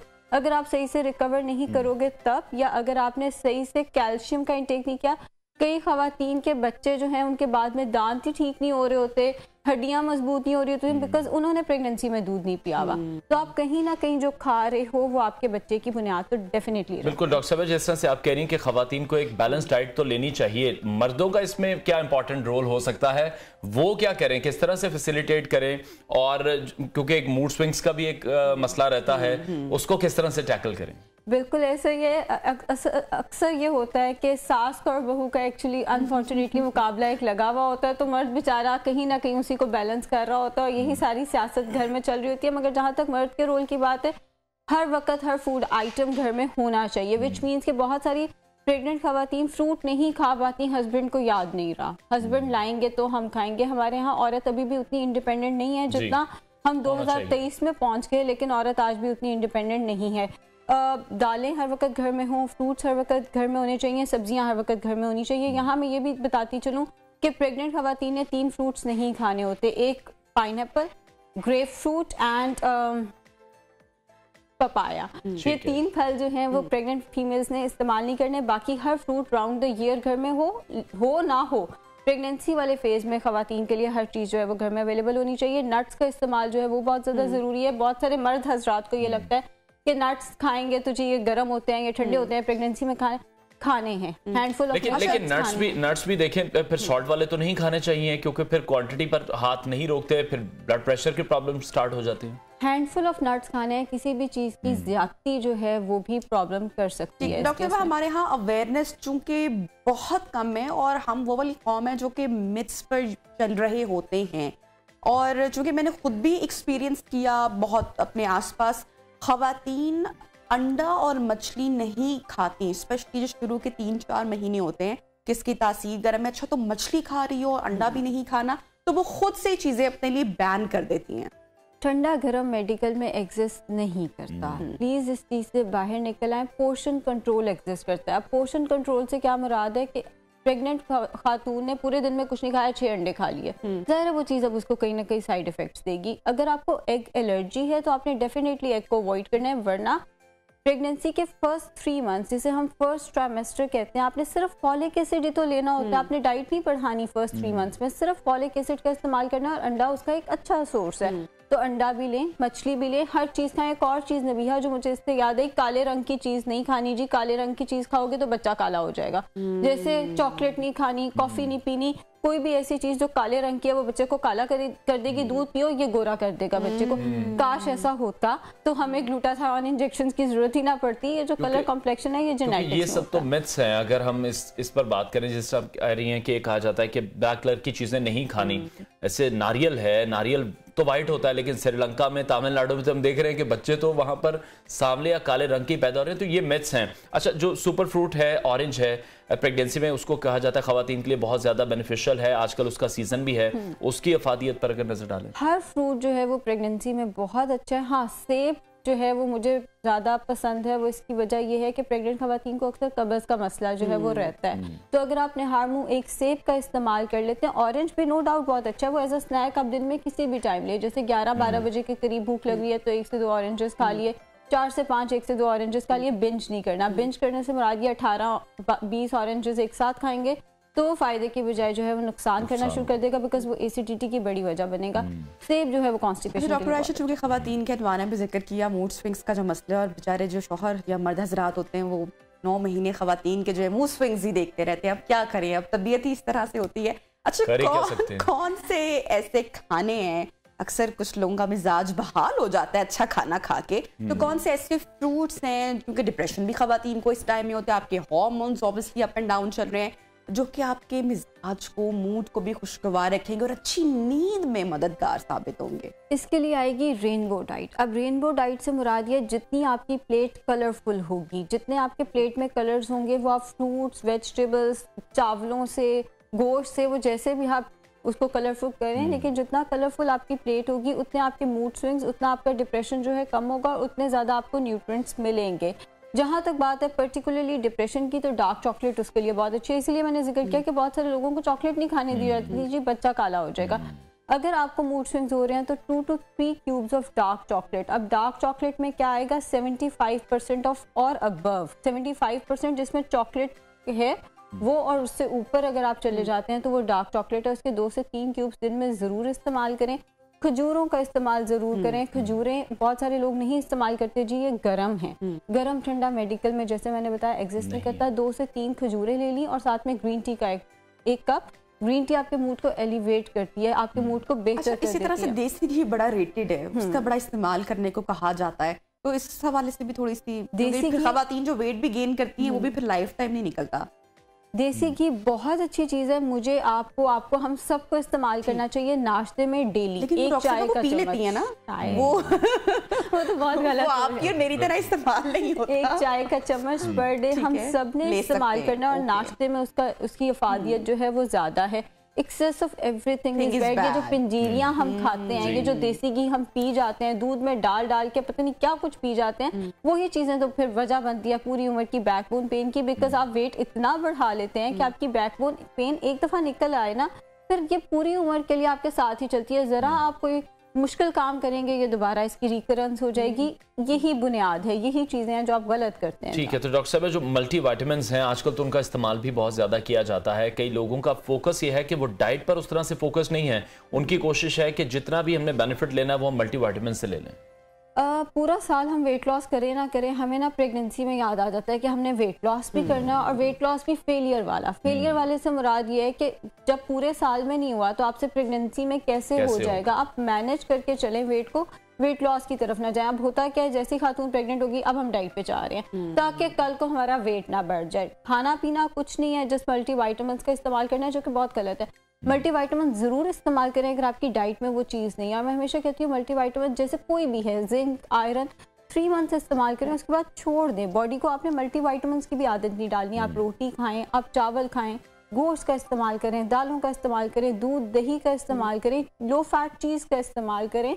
अच्छा डॉक्टर साहब, इस तरह से बहुत सारे लोग लैक्टोज इंटॉलरेंट भी होते हैं और दूध का इस्तेमाल मुसलसल कहा जाता है कि प्रेगनेंसी में करना चाहिए माँ की सेहत के लिए, बच्चे की सेहत के लिए। और जब बच्चा दुनिया में आता है तो उसकी 1 साल तक की जो ग़िज़ा रहती है वो दूध ही रहती है। लेकिन ऐसे में बहुत सारी ख़वातीन दूध नहीं पी सकती हैं, तो फिर कौन से मल्टीविटामिन्स का इस्तेमाल करना चाहिए, या फिर दही ऑल्टरनेट लेना चाहिए, या क्या करना चाहिए? दूध का सबसे बेहतर ऑल्टरनेटिव जो पाकिस्तान में हम लोग अफोर्ड भी कर सकते हैं वो दही आ जाता है। अगर आप दूध अफोर्ड नहीं करते तो 2 कप दही मील के फ़ौरन बाद या स्नैक के तौर पे ज़रूर इस्तेमाल करें। उसके अंदर आप नट्स डाल सकते हैं। अगर मीठे की क्रेविंग हो रही है तो आप थोड़ा स्टिविया या शहद और थोड़ा सा फ्रूट उसमें काट के डाल के वो भी इस्तेमाल कर सकते हैं।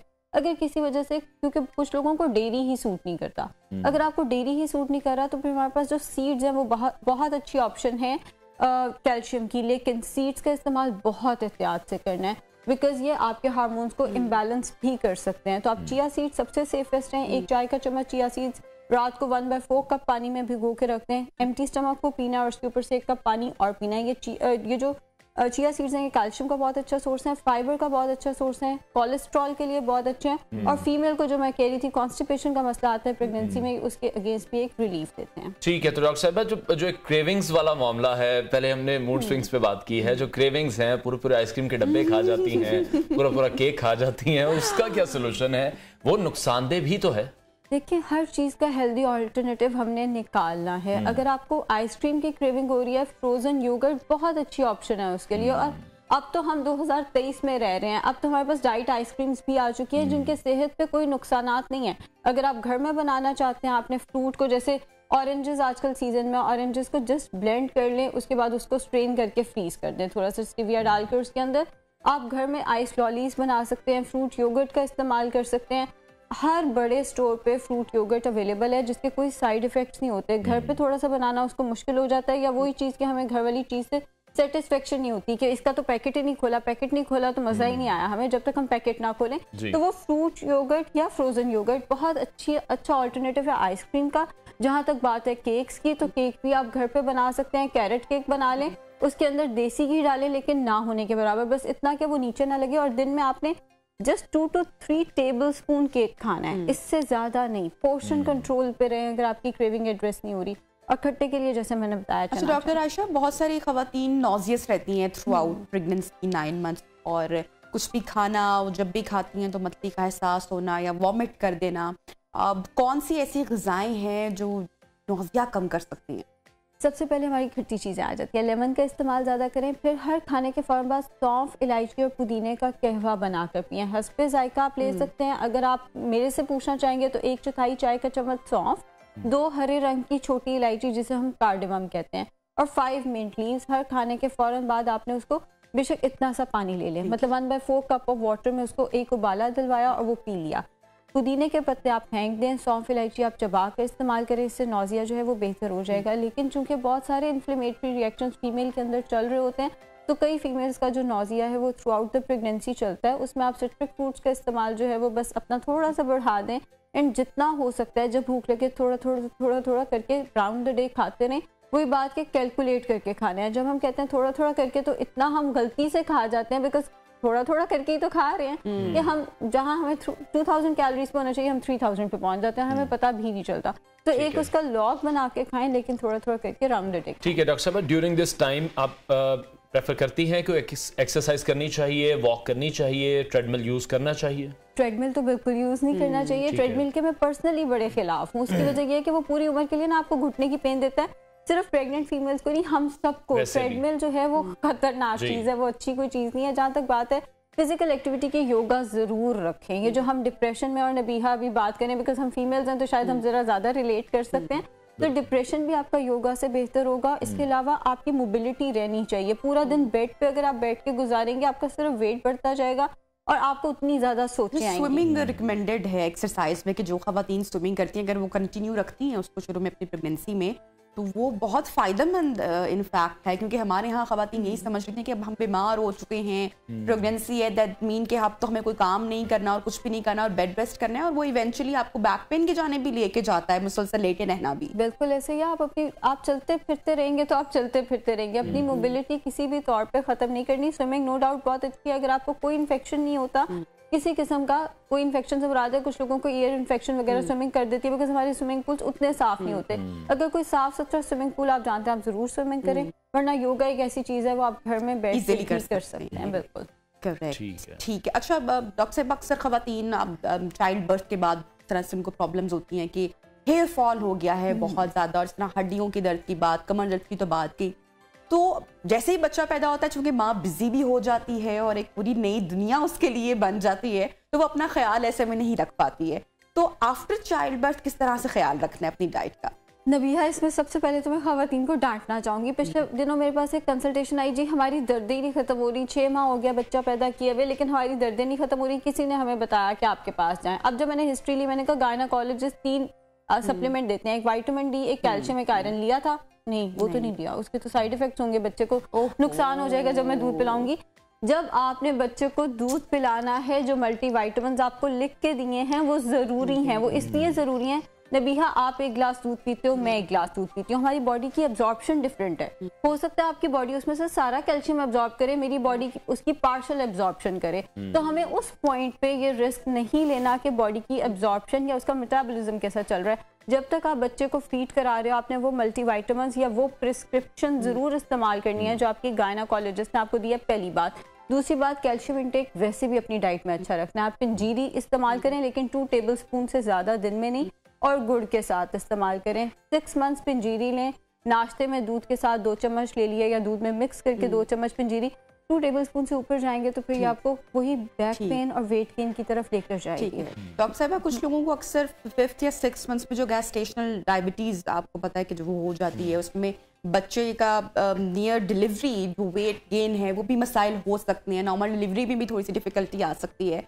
तो जिन लोगों को गैस्टेशनल डायबिटीज डायग्नोज होती है, वो अपनी डाइट का किस तरह से ख्याल रखें? क्योंकि ऑब्वियसली क्रेविंग्स भी अपनी जगह है, मतवाजन ग़िज़ा भी लेनी है और ऐसे में ख्याल भी रखना है। जेस्टेशनल डायबिटीज़ की वजह से बहुत सारी कॉम्प्लिकेशन शुरू हो जाती हैं, बिकॉज बहुत सारे लोग उस शुगर को मैनेज नहीं कर पाते, और सोडास का इस्तेमाल जो है वो जेस्टेशनल डायबिटीज़ में सबसे ज़्यादा ख़तरनाक है। बिकॉज बोतल की जी क्रेविंग हो रही है कि अब आपने एक बोतल का टिन पी लिया और वो आपकी शुगर वहाँ तक चले गई है।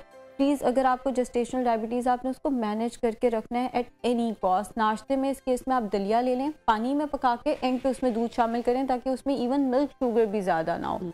जौ या जई का दलिया नाश्ते में ले लें, साथ में 1 आधा फल अगर बहुत दिल करता है, वरना आप फीका दलिया लें, स्टीविया डाल सकते हैं और उसमें थोड़े से नट्स डाल लें। स्नैक के तौर पे फ्रूट्स का इस्तेमाल करें। दोपहर में कोई दाल बनाकर वो चम्मच से ले ली, साथ में 1 कप दही ज़रूर ले लें।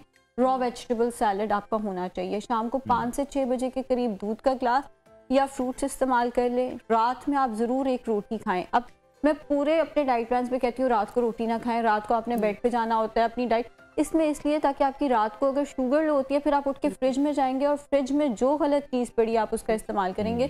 तो रात को 1 रोटी चौकर की या गंदम की ज़रूर इस्तेमाल कर लें, जेस्टेशनल डायबिटिक जो पेशेंट्स हैं वो, ताकि उनकी पूरी रात में शुगर जो है वो लो ना और उनका फ्रिज की तरफ चक्कर ना लगे। हाँ, रोटी के साथ दाल का इस्तेमाल ना करें, बिकॉज दाल में भी थोड़े कार्ब्स होते हैं, तो कोई गोश्त वगैरह उसके साथ इस्तेमाल तो करें। मीट का जो पोर्शन है वो कितना होना चाहिए पर डे? आपने एक बोटी दोपहर में, एक बोटी रात में ज़रूर खानी है। हफ्ते में 2 दफ़ा मटन, हफ्ते में 2 दफ़ा बीफ का इस्तेमाल करें, हफ्ते में 3 दफ़ा चिकन या फ़िश का इस्तेमाल जो है वो ज़रूर होना चाहिए। फ़िश बहुत अच्छी है, फ़िश को हम अंडर एस्टिमेट करते हैं, ओमेगा 3 का बहुत अच्छा सोर्स है। प्रेगनेंसी के अलावा भी हफ्ते में 2 दफ़ा फ़िश हमारे घरों में ज़रूर पकनी चाहिए, सर्दियाँ हों चाहे गर्मियाँ हों।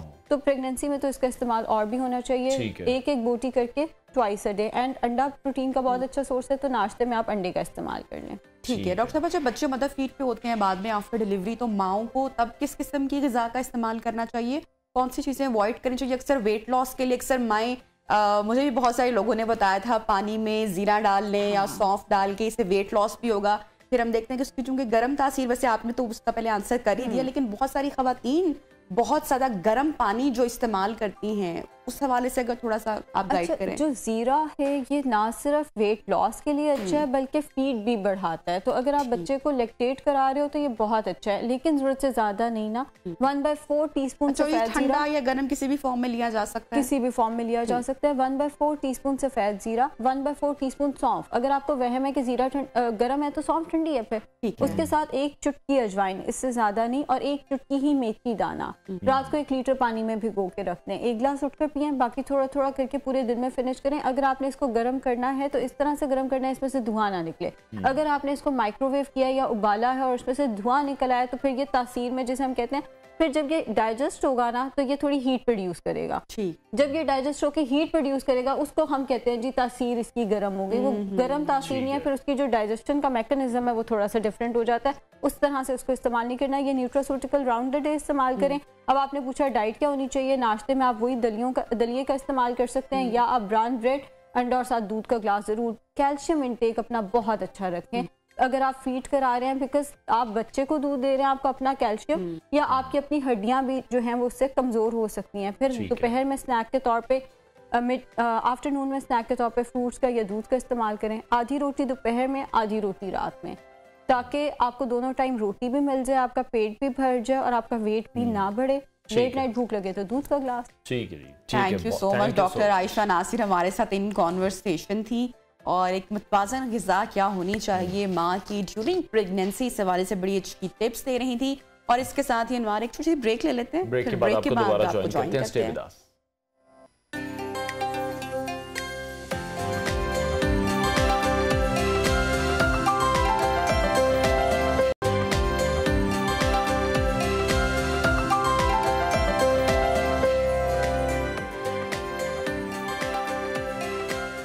Welcome back. रुख करेंगे केपीके का, जहां खवातीन को बहुत सारे मसाइल का सामना रहता है। जैसे अगर हम फाटा के इलाके की बात करें तो फिर खवातीन घर से कम निकलती हैं और उनको घरेलू मसाइल का सामना हो तो फिर वो कानूनी कार्रवाई के बारे में मालूमात ना होने की वजह से खवातीन अपने हक से महरूम भी रह जाती हैं। ऐसे में अगर कोई खातून ही इस काबिल हो जाए कि वो खवातीन को कानूनी रहनुमाई फराहम करें तो ये केपीके के खास तौर पर बन्नू की खवातीन के लिए किसी भी नेमत से कम नहीं है। क्योंकि अब जिस हम इलाके का जिक्र कर रहे हैं, यहाँ पे अगर खवातीन अपने मसाइल का तस्करा किसी खातून से ही करेंगी तो वो बड़ी कंफर्टेबल भी मतलब अपने आप को महसूस करेंगी। तो आज हम आपकी मुलाकात एक ऐसे ही काबिल खातून से करवा रहे हैं जिनका नाम है नताशा सुमन, और ये पहली खातून वकील हैं जिन्होंने बन्नू में अपना दफ्तर भी कायम किया है। और शुमाली वज़ीरिस्तान, जनूबी वज़ीरिस्तान और बन्नू की खवातीन जो कि बिला झिझक नताशा से अपने मसाइल बयान करती हैं। नताशा सोशल मीडिया पर काफ़ी एक्टिव भी हैं और सोशल मीडिया के ज़रिए खवातीन की ऑनलाइन काउंसलिंग भी करती हैं। Natasha, thank you so much, आपने ज्वाइन किया हमें प्रोग्राम में। सबसे पहले तो मैं आपको मुबारकबाद भी देती हूँ जिसकी आप हकदार हैं। पर्सनली ऐसी खवातीन को मैं जानती हूँ जो जिनका ताल्लुक आपके इलाके से है, और जब मेरी उनसे बात हुई तो उनको पता ही नहीं था कि अपने मसले कैसे हल करने हैं या किसके पास जाना है, या उनको बेसिक अवेयरनेस नहीं थी। तो आप जो काम कर रही हैं, आई थिंक ये हैट्स ऑफ टू यू, ये जस्ट अ स्टार्ट। तो आपकी जर्नी कैसी रही, कितना चैलेंजिंग था, कितना मुश्किल था? सबसे पहले तो thank you so much to the news जिन्होंने मुझे इनवाइट किया और मुझे मौका दिया KPK की एक खातून को कि वो इस प्लेटफॉर्म पे आके बात कर सके। सो आई एम ट्रूली ऑब्लाइज्ड। सबसे पहले तो जाहिर सी बात है, जब हम खैबर पख्तूनख्वा का जिक्र करते हैं, फिर हम जो साउथ रीजन का जिक्र करते हैं, तो वहाँ औरत का एक और ही इमेज है। मैं भी जब गाँव जाती हूँ तो मैं बुर्का पहन के जाती हूँ, क्योंकि वहाँ पे हमारा कल्चर है बुर्का पहन। लेकिन अनफॉर्चुनेटली जब बात होती है कवानीन की, तो औरत जो है उस मामले में जाहिर सी बात है कई मसाइल उनको पेश आते हैं। मेरे साथ भी वही चीज़ें हुई, मैंने भी कई मसाइल फेस किए हैं, जैसा कि मतलब लोगों के ताने सुनना। इवन अभी कल की बात है, one of my teachers, she was taunting me on just because of using that social media apps and this and that. तो अभी भी ये चीज़ें बहुत सारी हैं, और स्ट्रगल तो जाहिर सी बात है, औरत जब घर से निकलती है, फिर खैबर पख्तूनख्वा, फिर हमारे इलाके, तो जाहिर सी बात है फीमेल स्ट्रगल उनको काफ़ी करना पड़ता है। मैंने भी स्ट्रगल किया अल्हम्दुलिल्लाह, just because of my family support and some of my good friends, उनकी वजह से मैं आज आप लोगों के सामने बैठी हूँ। ठीक है नताशा, बहुत अच्छा इनिशिएटिव है आपका, और इससे जो इलाके की खवातीन है उनको बहुत ज़्यादा हेल्प मिलेगी। ओवरऑल अगर हम आपसे पूछें तो ओवरऑल कैसा रिस्पॉन्स रहा? ओवरऑल रिस्पॉन्स बहुत ही ज़बरदस्त रहा, क्योंकि मैं सोशल मीडिया एप्स के थ्रू इजीली जो फीमेल होती है वो मुझे अप्रोच कर लेती है, और मेरी आदत है कि मैं फीमेल स्पेशली रिस्पॉन्ड करती हूँ, क्योंकि मुझे पता है कि वो फीमेल जाहिर सी बात है वो किसी और से खुलकर बात नहीं कर पाती। मैं उनकी काउंसलिंग कर लेती हूँ। इवन बहुत अच्छा लगता है जब मुझे कोई फीमेल सोशल मीडिया पे अप्रोच करती है मेरे इलाके से और मुझे कहती है कि ma'am I want to be like you, तो वो मेरे लिए बड़ी इज्जत की बात होती है। तो अल्हम्दुलिल्लाह बहुत ही अच्छा रिस्पॉन्स, बहुत अच्छा। अच्छा नताशा, आपने जब इनिशियली ये डिसीजन लिया कि आपको ये करना है, ये बनना है, तो जिस तरह से आप वहाँ के जिक्र भी कर रही हैं कि मुश्किल है ख़वातीन का निकलना, टोटल कवर भी करना पड़ता है, अबाया भी पहनना पड़ता है, तो जब आपने ये अपनी फैमिली से डिस्कस किया, तो फैमिली की तरफ से जो फर्स्ट रिस्पॉन्स था, आपके फादर, आपकी जो एक्सटेंडेड फैमिली है, उन्होंने किस तरह से आपको सपोर्ट किया, या कन्विंस करना उनको थोड़ा सा मुश्किल रहा? मैं बिल्कुल भी इस मामले में झूठ नहीं बोलूँगी। जब मैंने अपनी फैमिली से बात की, जब मैंने अपनी फैमिली को कहा कि मुझे इस तरह के मेरे कुछ प्लान्स हैं, तो इट वाज माय फादर जो मुझे कहते कि आपको किसने मना किया है, आप आए ना। मैंने जब उनको कहा कि डैडी मुझे अपना ऑफिस जो है वहाँ पे बनाना है, तो डैडी ने कहा कि अपने घर के बैठक में बना लो। तो मैं ये समझती हूँ कि औरत के किरदार को और एक औरत को कामयाब करने में, अगर तो उसकी शादी हुई तो उसके शौहर का हाथ है, और अगर तो उसकी शादी नहीं हुई तो उसके वालिदैन का हाथ है। तो अल्हम्दुलिल्लाह मेरे जिस मकाम पे हूँ तो उसमें मेरे वालिदैन का भरपूर तावन है और भरपूर साथ है। ठीक है नताशा, जो इलाके की खवातीन हैं वो तो बहुत खुश हो गई होंगी कि उनकी रहनुमाई करने के लिए उन्हें कोई मिल गया है। अभी तक कितनी खवातीन की प्रॉब्लम्स आप सॉल्व कर चुकी हैं? कितने लोग अभी तक आपके पास आ चुके हैं? खवातीन तो ऐसी बहुत सारी आई हैं जिनको मैं काउंट नहीं कर सकती, जाहिर सी बात है, क्योंकि हमारा तो डेली रूटीन का काम है। बट ये है कि हरासमेंट के हवाले से जितनी भी खवातीन आई हैं मैंने उनको गाइड किया है, मैंने उनको डायरेक्शन दी, क्योंकि देखिए कानून के मामले में सबसे बड़ी जो प्रॉब्लम होती है वो यही होती है कि आपको पता नहीं होता कि हमने कौन सा स्टेप पहले लेने हैं। आपको इनिशियल स्टेज से वकील की जरूरत पड़ती है। आपको जब वो फर्स्ट स्टेप पे ये चीज क्लियर कर दे कि आपको ये करना है, तो आपके लिए बड़ी आसानियां हो जाती हैं। तो मैंने काफी मतलब हरासमेंट केसेस मेरे पास काफी ज्यादा आते हैं, मैं उनकी काउंसलिंग करती हूँ। लेकिन अनफॉर्चुनेटली जैसे कि I am living in KPK, तो आप जब उनको कह देते कि आप आगे आए, आप उसको गाइड तो कर लेती है। जब आप उनको कहती है आप आगे आए ताकि मैं आपको आपके लिए लीगल एक्शन लूँ, तो वो सोशल प्रेशर की वजह से या वो मैन डोमिनेंसी सोसाइटी होने की वजह से जो है वो फिर आराम से बैठ जाती है। अच्छा, यहाँ की खवातीन के अगर मसाइल के बारे में मैं आपसे पूछूंगी, ज़्यादातर इनके मसाइल कौन से हैं?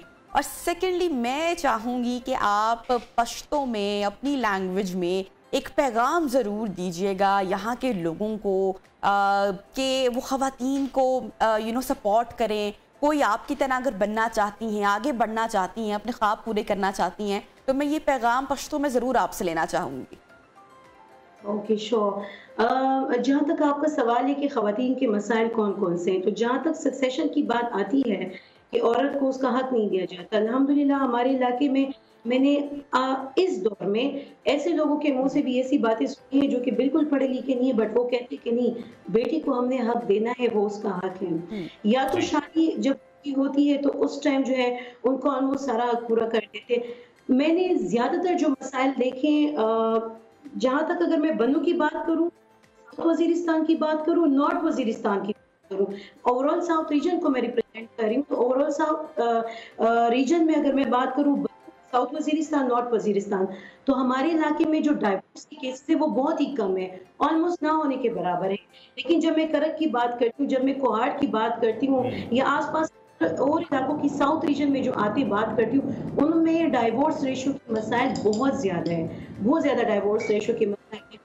उसकी सबसे बड़ी वजह तो एक ये है कि शायद औरत से जब शादी होती है, शायद या तो उनसे उस टाइम पूछा नहीं जाता, या तालीम कम होने की वजह से जो है मतलब अपने माइंड सेटअप को अपने हस्बैंड के साथ वो वैसे कंपैटिबिलिटी नहीं हो पाती। तो ये मसाइल मैंने देखे हैं ज्यादातर। मैंने अब जो मुझे देखने को मिल रहा है तो फीमेल जो है हमारे इलाकों की वो क्रिमिनल मैटर्स बहुत ज्यादा इन्वॉल्व है। मतलब मैं जिससे एक बार गई दारुल अमान, तो दारुल अमान में मैंने एक फीमेल को देखी, क्रिमिनल में डिस्क्लोज नहीं कर सकती, क्रिमिनल मैटर में की वो जेल से वहां पे पहुंची हुई थी। तो ये चीजें बहुत ज्यादा भी आई हैं।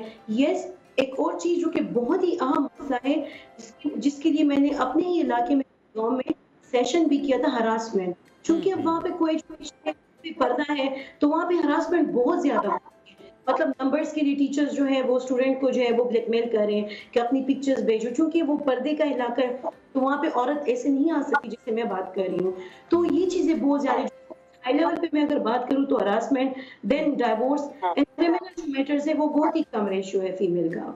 ठीक है नताशा, सोशल मीडिया पर भी आप काफी एक्टिव हैं। सोशल मीडिया के प्लेटफॉर्म को किस तरह से यूज करें इस कॉज को मजीद आगे बढ़ाने के लिए, और सोशल मीडिया के थ्रू भी लोग आपसे कांटेक्ट कर रहे हैं? जी, सोशल मीडिया पे मैं काफी एक्टिव हूँ। सोशल मीडिया पे आने का मेरा मकसद ही यही था, क्योंकि कहा जाता है कि वकील का इमेज जो है वो बहुत सीरियस है, और समटाइम्स मेरे ऊपर ये ऑब्जेक्शंस भी होती गई हैं कि आप सोशल मीडिया यूज करती हैं, ये तो वकील के साथ सूट नहीं करता। देखें, पहली बात ये कि मेरी अपनी सोच है, मैं ये समझती हूँ कि वकील को फ्रेंडली होना चाहिए। अगर आपके पास एक बंदा, आप उससे प्यार तरीके से बात करते हैं, आप 50% आप उसके मसले को जो है वो आप हल कर लेती हैं, तो मेरे लिए तो ये मेरे लिए बहुत जरूरी है। That's why for me social media was a big weapon to use. दूसरी बात ये कि हर बंदा मुझ तक रसाई नहीं कर सकता, तो मेरे लिए आसान तरीका था सोशल मीडिया पे। इवन मैंने अपने हर अकाउंट से अभी अपने मैसेज भी खोल दिए हैं, मैं उनको रिस्पॉन्ड करती हूँ, फीमेल आती है तो रिस्पॉन्ड कर लेती हूँ। तो ये बहुत अहम चीज है। दूसरा ये कि वकील का वो जो इमेज बना हुआ है कि वकील बहुत सीरियस रहता है, वकील की कोई लाइफ नहीं होती है, ऐसे बिल्कुल भी कोई बात नहीं है। वकील की भी वही नॉर्मल लाइफ होती है। हम सुबह कोर्ट जाते हैं, सेकेंड टाइम ऑफिस जाते हैं, 9 तक 8 तक हम लोग फारिग हो जाते हैं, फिर हम अपनी लाइफ जीते हैं। तो जो वो मेरी अपनी लाइफ होती है मैं लोगों के साथ शेयर करती हूँ, ताकि मैं वो अपने ही लेवल का कंसीडर कर सके और वो मुझे थोड़ा सा फ्रेंडली वे में देखे, ताकि वो अपने मसाइल। ठीक है नताशा, पश्तो में जो मैसेज है, जो पैगाम है, वो मैं आपसे लेना चाहूंगी और आपका थैंक यू करूंगी। Okay, thank you. First of all thank you so much once again for inviting me. और अपनी लैंग्वेज में करूँ, समरा कतन की मोदा वीडियो गोरी या मोदा जुका लाइव गोरी फीमेल खसूसी तौर शज़े एगे दे पूरा जोरी खबर दादो चखपल एजुकेशन बने फोकस कई जनन तो से मुखमक दा से मौका मिला उदा प्लेटफॉर्म मिला उदा पहला खबर खुदा चाहे तो पछाड़ी चखपल बच्चों ने उता टाइम वेयर कई सबक को ये खपले ने बंदे और मुख्य मुकावेर की सके मोते में प्लोर मुकारो कर दो बोरा दे मेर प्लोर रोल हार्ट चखपल लीड पर जिंदगी से लिहाजा बेहतर दो लीड तदा पछाड़ो चखपल दे मेर प्लोर एडबोर खराब लगी। Thank you so much. ठीक है, बहुत शुक्रिया नताशा सुमन एडवोकेट हमारे साथ इन कॉन्वर्सेशन थी, और एक बहुत अच्छे कॉज के लिए वो काम कर रही हैं। बहुत सी ऐसी खवातीन हैं जो अब उनसे रब्ता भी कर रही हैं, और वहाँ पर जो अपनी कानूनी रहनुमाई है वो नताशा से ले रही हैं, और सक्सेसफुली नताशा बता रही हैं कि उन्हें सपोर्ट भी मिल रही है, अपने घर से बड़ी अच्छी सपोर्ट मिली है। और अगर वो ओवरऑल बात करें तो उनका ये कहना था कि तानेबाजी है उसका सिलसिला भी अभी भी यहाँ पर जारी है। आगे बढ़ते हैं और प्रोग्राम में एक मुआशी बहरान के हवाले से डिस्कशन शामिल करेंगे कि मुआशी बहरान सिर्फ पाकिस्तान में ही मौजूद नहीं है, बल्कि पूरी दुनिया में हम देख रहे हैं कि मुआशी बहरान का जो सिलसिला है वो जारी है, और मुआशी बहरान की वजह से इदारे ना सिर्फ मुलाजमीन को नौकरियों से निकाल रहे हैं बल्कि उनकी तनख्वाहों में भी कमी की जा रही है। और ये खबर शेयर करने का मेरा बिल्कुल दिल नहीं कर रहा था, क्योंकि हम भी नौकरी पेशा अफराद हैं। तो... और जो रिपोर्ट इन बार सामने आई है, 2023 का आगाज होता है, नए साल का आगाज होता है, तो लोग बड़ी उम्मीदें बांधते हैं, बड़े अपने प्लान बनाते हैं कि इस साल मैंने ये करना है। लेकिन जो आगाज है उसके पहले महीने यानी कि जनवरी में अब तक 68,000 अफराद जो है वो नौकरियों से महरूम हुए हैं। बड़ी जो नामवर कंपनीज हैं उनके मुलाजमीन को फारिग किया गया। अगर बात की जाए गूगल की, माइक्रोसॉफ्ट समेत दुनिया भर में तकरीबन 219 बड़ी कंपनीज ऐसी हैं जिन्होंने मुलाजमीन को निकाला है। और गुज़श्ता बरस 2022 में भी 1000 से ज्यादा कंपनीज ने 1,54,000 से ज्यादा मुलाजमीन को अनवार फारिग किया था। और माहिरीन तो एक बता रहे हैं कि जो पूरा साल ही है ये मुलाजमीन के लिए ऐसे ही गुजरेगा। It's going to be tough. इक्तिसादी माहिरीन कह रहे हैं कि जो मुलाजमीन नौकरियों से बरतरफ नहीं हो रहे हैं उनके लिए फिर यह है कि उनकी तनख्वाहों में कमी की जा रही है। National association for business economics ने इस हवाले से एक सर्वे किया जिसमें सिर्फ 12% माहिरीन ये कह रहे हैं कि उनकी जो कंपनीज हैं वो अगले 3 माह में नई मुलाजमतें भी लाएंगी। और इससे ये भी साबित होगा कि नई मुलाजमतों का हुसूल भी काफी मुश्किल हो जाएगा। National association for business economics की जो सदर जूलिया हैं उनका ही कहना है कि ये एक इंतहाई तशवीशनाक बात है। रवा बरस का पहला महीना और मुलाजमीन के लिए ये अच्छा नहीं गुजरा और इतनी बड़ी तादाद में जो बरतरफियां की गई हैं इससे ऑब्वियसली जो बेरोजगारी है, अनएम्प्लॉयमेंट है, उसमें इजाफा होगा। लोगों की परेशानी में, लोगों की जो स्ट्रेस है वो भी इससे बढ़ेगी। तो कोई अच्छी इतलात, कोई अच्छी खबर जिस तरह से कल प्रोग्राम में भी डिस्कस कर रहे थे हमारे मशहूर डॉक्टर खाकान नजीब हमारे साथ थे, तो वो भी ये कह रहे थे कि जो अगले 6 महीने हैं वो सिर्फ पाकिस्तान के लिए ही नहीं बल्कि पूरी दुनिया के लिए बहुत ज्यादा क्रिटिकल हो सकते हैं। तो हमें जाना है उन चीजों की तरफ, किफायत शारी की तरफ जाना है। अगर हम देखें तो कोविड से पहले मुझे लगता है कि जो खुशहाल दुनिया हम देख रहे थे, पाकिस्तान इतनी मतलब तरक्की कर रहा था, पाकिस्तान इतनी बेहतरी की जानिब, तरक्की की जानिब गामजन था, इतने अच्छे प्रोजेक्ट्स थे, बेहतरी हो रही थी। कोविड ने पूरी दुनिया का जो पहिया है वो किस तरीके से जाम किया हमने देखा। और उसके बाद जब कोविड से बिलाखिर दुनिया आजाद हुई, जो लॉकडाउन पाकिस्तान में तो हमने उस तर्ज का लॉकडाउन ही नहीं देखा जो कि हमने बाहर की ममालिक में देखा। लोग अपनी मुलाजमतों से गए, अपने बिजनेस से गए, अपने जो छोटे मोटे वो काम कर रहे थे कारोबार से अपने गए। और उसके बाद जैसे ही लॉकडाउन से दुनिया आजाद हुई, बेहतरी की जानिब बढ़ना शुरू हुए, वैक्सीनेशंस लोगों ने लगवाना शुरू की, तो फिर रूस यूक्रेन वॉर जो है उसने कितना मुतासिर किया है पूरी अफगानिस्तान से। जब अमेरिका का इनखला शुरू हुआ तो उसके जो बहुत सारे फैक्टर्स देखा, बहुत सारे फैक्टर्स बिल्कुल। और अब जिस तरह से हमारे भी ये कह रहे हैं कि हमें किफायत शारी से चलना है, हमें चीजों को एहतियात से इस्तेमाल करना है। अगर आपके घर में बिजली है, पानी है, बिल्कुल हम सिर्फ हुकूमतों पर ही, जो मौजूदा हुकूमत है, सियासतदान हैं, उन्हीं पर इल्जाम नहीं लगा सकते, उन्हीं को इसका जिम्मेदार नहीं ठहरा सकते। हमें इंडिविजुअली भी इस पर काम करना बिल्कुल। और जो नेचर है ना, वो कहते हैं कि आप कुदरत को या नेचर को, या जो जमीन है या जो हमारा प्लैनेट है, ऑब्वियसली ये कुदरत है, ये नेचर है, तो हमने इसके साथ भी क्या किया है, इसको भी हमने कितना डैमेज किया है, समुद्रों को भी हमने कितना डैमेज किया है। तो अब वो सब कुछ कहते हैं ना कि लौट कर इंसानों की तरफ आ रहा है। तो बहुत सारा रिस्पॉन्सिबिलिटी का मुजाहरा हम तमाम लोगों को भी करना पड़ेगा अगर हम अपना सर्वाइवल चाहते हैं इस दुनिया में, इस प्लैनेट पर। बहरहाल प्रोग्राम में वक्त लगेगा, ब्रेक के बाद ज्वाइन करते हैं। स्टे विद अस।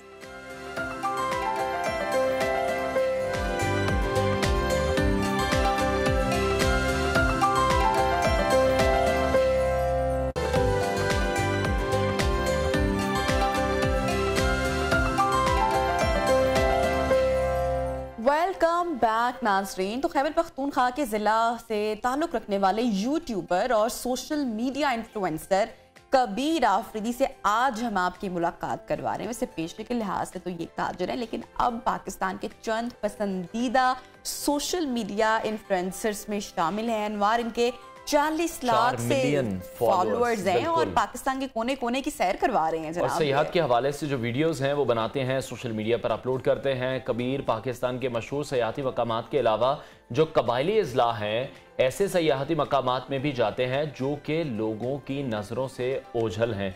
कबीर ज़िला खैबर की वादी तीरा से लेकर पारा चनार के खूबसूरत पहाड़ों की सैर भी कर चुके हैं और वहाँ के सयाहती मकामात पर वीडियोस भी बना चुके हैं। इसी हवाले से हम मजीद बात करेंगे। कबीर ने हमें ज्वाइन किया। कबीर, बहुत शुक्रिया आपके वक्त के लिए। सबसे पहले तो आप हमें ये बताएं कि आपका जो यूट्यूब का सफ़र है वो किस तरह से शुरू हुआ था? दरअसल बात इस तरह है, मुझे ये अंदाजा नहीं था कि मैं यूट्यूबर बनूंगा या मुझे लाइक्स वगैरह मिलेंगे, सब्सक्राइबर्स, ये मुझे अंदाजा नहीं था। मेरे जहन में था मुल्क की खिदमत करना, टू सर्व कंट्री। तो मैंने शोबा चूज किया ट्रैवल, क्योंकि ये मेरी हॉबी भी थी।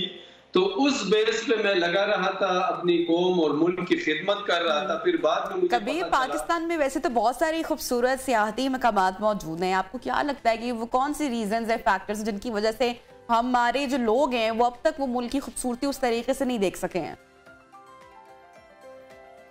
देखिए, पाकिस्तान की टूरिज्म में पोटेंशियल बहुत ज्यादा है, लेकिन नाइंसाफी हो रही है। यहाँ के लोगों को भी मैं कसूरवार ठहराऊंगा और गवर्नमेंट को भी, क्योंकि हम सब ने मिलकर पाकिस्तान को तरक्की देना होगा और पाकिस्तान के जितने भी सयाहती मकामात हैं इसको आबाद करना होगा।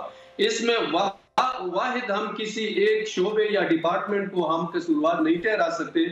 कसूर हम सबका है। सफाई का ख्याल, जंगलात ना काटना, रोड एक्सेस देना, यानी वो जो बेसिक नीड्स है वो देना। जो हमारे जरूरियात है उसमें भी कमी है, जो हमारी सोच है उसमें भी कमी है, जो हमारे एक्शंस है वो भी दुरुस्त नहीं है। तो हमें A to Z सब कुछ दुरुस्त करना होगा, तब जाके पाकिस्तान का टूरिज्म स्विट्जरलैंड और जिस तरह ऑस्ट्रेलिया, न्यूजीलैंड है उस मकाम पर पहुंचेगा। तो कसूर हम सबका है। एक्सप्लोर भी इलाके सही नहीं हुए, जो एक्सप्लोर है वहां तक रोड की रसाई या जरूरत के अशिया जो है वो भी प्रोवाइड करना। तो वाइस वर्सा हम दोनों को चाहिए, पब्लिक को भी, गवर्नमेंट को भी, कि एक पेज पे हो जाए, इस शोबे को समझने की कोशिश करें और मुल्क और कौम का ये जो बड़ा शोबा है जो जाया हो रहा है ये मजीद जाया ना होने दे, क्योंकि यही मुल्क की इकोनॉमी को मजबूत भी बना सकते हैं। इसी के जरिए जॉब्स प्रोवाइड होंगे। बिल्कुल कबीर, जिस तरह से जो पॉइंट्स आप रेज कर रहे हैं उसका हम लोग भी एक्सपीरियंस कर चुके हैं, उसको फेस कर चुके हैं कि अगर आप ट्रैवल पर निकले हैं तो वहां पर वॉशरूम्स मौजूद नहीं है, जो बेसिक सबसे ज्यादा नीड है। तो आप क्या समझ रहे हैं, इसमें हुकूमत की तरफ से भी गफलत है, हुकूमत भी इस गफलत की मुर्तकिब है? सयाहत के लिए सबसे पहले अमन बहुत जरूरी है, और अमन नो डाउट कि इसमें कसूरवार आपका ये आला हुकाम ही होंगे, क्योंकि पब्लिक के बस में ये है नहीं। तो गवर्नमेंट या जितने भी हमारे सिक्योरिटी फोर्सेस है उनको चाहिए कि हमारे इलाकों को बहुत इजी बनाया जाए। यानी अगर ओवरसीज पाकिस्तानी हो या फॉरेनर्स हो, आपके मुल्क में डॉलर्स आएंगे, आपके मुल्क को मजबूत अगर लोग बनाएंगे तो वही लोग हैं जो कि बाहर से कुछ लाए। मुल्क के अंदर जो लोग होंगे वो पैसे का रोलिंग करेंगे, इससे आपकी इकोनॉमी मजबूत नहीं होगी, लोग बिजी होंगे। लेकिन जो मकसदी काम है बाहर से पैसा लाना, ये हमारा मकसद है। ये तब मुमकिन होगा जब लोग यहाँ पर अमन देखेंगे, खुशहाली देखेंगे, तब वो कोशिश करेंगे। यानी हमारे जोग्राफियाई लिहाज से अगर देखा जाए तो दुनिया के बहुत बड़े बड़े मुमालिक हमारे इर्द गिर्द रह रहे हैं। जिस तरह चाइना को आप ले लें, सिर्फ अगर हम चाइनीज टूरिस्ट को भी यहाँ पर ले आए तो ये भी हमारे लिए बहुत बड़ी बात है। इसके अलावा आप रशियन फेडरेशन जितने कंट्रीज हैं इनके साथ हमारा आमद और रफ्त का सिलसिला शुरू हो सकता है। लेकिन आजकल अगर देखें हमारी सोच बहुत छोटी है, हमने अपने सोच कोशिशों को बहुत महदूद किया है। हम सयाहत को इस जमरे में ला रहे हैं कि ये सिर्फ डोमेस्टिक में ही चलता रहेगा, एक सूबे के लोग दूसरे सूबे में जाएंगे, बस ये सयाहत हमारे जहन में है। हालांकि सयाहत तो ये होनी चाहिए कि पूरी दुनिया से लोग यहाँ पर आए। तो एक शख्स अगर $1000 भी लाएगा, $2000 भी लाएगा, तो आपके मुल्क की इकोनॉमी आप खुद सोच सकते हैं कि डेली बेसिस में कितने लाखों करोड़ों डॉलर महीने या वीकली आपके मुल्क में दाखिल हो सकते हैं। ये सब कुछ जाया हो रहा है, वक्त भी जाया हो रहा है और जनरेशन भी हमारा जाया हो रहा है। जो ब्यूटी हमारी है वो ऑलरेडी खत्म हो रही है। इसका इंशाल्लाह वो वाला वक्त भी दूर नहीं है जब टूरिस्ट पाकिस्तान पहुंचेंगे और पाकिस्तान की जो खूबसूरती जो है वो देखेंगे। अच्छा, चाइना से आप जब वापस आए उसके बाद किस तरह से आपको इसका ख्याल आया? प्लस बहुत सारे और भी लोग हैं जो वीलॉग्स बना रहे हैं, लेकिन आपको सबसे ज्यादा पसंद किया जाता है, तो क्या रीजन आप समझते हैं इसके पीछे? मैं कोरोना से पहले भी पाकिस्तान के इलाकों का विजिट करता था, कभी स्वात, कभी मुख्तलिफ इलाकों का, और मेरे काम को लोग ज्यादा इसलिए पसंद करते हैं क्योंकि मेरा फोकस अपने पेज बढ़ाने चलाने पर नहीं है। मेरी कोशिश है मुल्क कौम की खिदमत करना, मुल्क के लिए कुछ करना। यहाँ पर लोग बहुत ज्यादा इस मुल्क से गिला कर रहे हैं, लेकिन कभी उन्होंने खुद जान के नहीं देखा कि मैंने इस मुल्क को क्या दिया है। हम सब as a Pakistani, I am sorry to say, हम मुल्क से, ये मुल्क हमारी माँ है, हम माँ से गिला कर रहे हैं कि माँ ने हमें कुछ नहीं दिया। आखिर हम कब इस माँ की खिदमत करेंगे? पाकिस्तान को हमने क्या दिया है? कुछ यूट्यूबर या कुछ इन्फ्लुएंसर होंगे जो कि अपने पेज या अर्निंग के लिए लगे होंगे, लेकिन मेरा मकसद सिर्फ यही है कि मैं पाकिस्तान के लिए कुछ करके दिखाऊं, और वो शोबा है सयाहत। तो इसलिए इस शोबे में, इस खिदमत में अल्लाह ने मुझे इज्जत भी दी है, शोहरत भी दी है, जिस पर मैं रब का लाख लाख शुक्रगुजार भी हूँ, क्योंकि जो एम इरादा मेरा है उसमें अल्लाह मुझे कामयाब कर रहा है। क्योंकि मेरे पहले फुर्सत में ये था कि मैं लोगों को समझाऊं कि सयाहत क्या है, सयाहत के फायदे क्या है, तो उसमें काफी हद तक मैं कामयाब हुआ हूँ। इंशाल्लाह इसी तरह कोशिश है मैं जारी। ठीक है कबीर, लेकिन अभी कौन कौन से ऐसे इलाके हैं पाकिस्तान के जो अभी तक आपने विजिट नहीं किए हैं, जो अभी लोगों को आप मजीद इलाके दिखाएंगे? आगे के जो प्लान्स हैं वो क्या हैं? जो पाकिस्तान की खूबसूरती है दुनिया तक किस तरह से पहुंचाएंगे? पाकिस्तान में जो हमारे बालाई इलाके हैं ये बहुत बड़ा और बहुत वसी सिलसिला है। ये अगर हम कोशिश पूरी लाइफ टाइम भी करें ये हम पहुंच नहीं पाएंगे। फिर आपके टूरिज्म में आपके सयाहती मकामात सिर्फ यहाँ तक महदूद नहीं है कि आप में सिर्फ आपके वतन में पहाड़ है। इसके अलावा आप देखिए कल्चर है, मेहमान नवाजी है, मेडिकल एजुकेशनल टूरिज्म है, यहाँ पर हिस्ट्री है, यहाँ पर मुख्तलिफ इलाकों या मुख्तलिफ जगहों में आपको गंदारा बुद्धा रिलेटेड आसार आपको नजर आएंगे। तो यहाँ पर रिलीजियस टूरिज्म भी इतना ज्यादा है कि अगर हम सही तवज्जो दें तो मैं तो अभी इस वक्त तो मैं सिर्फ एडवेंचर पर काम कर रहा हूँ। अभी तक तो हमने हिस्ट्री पर काम नहीं किया।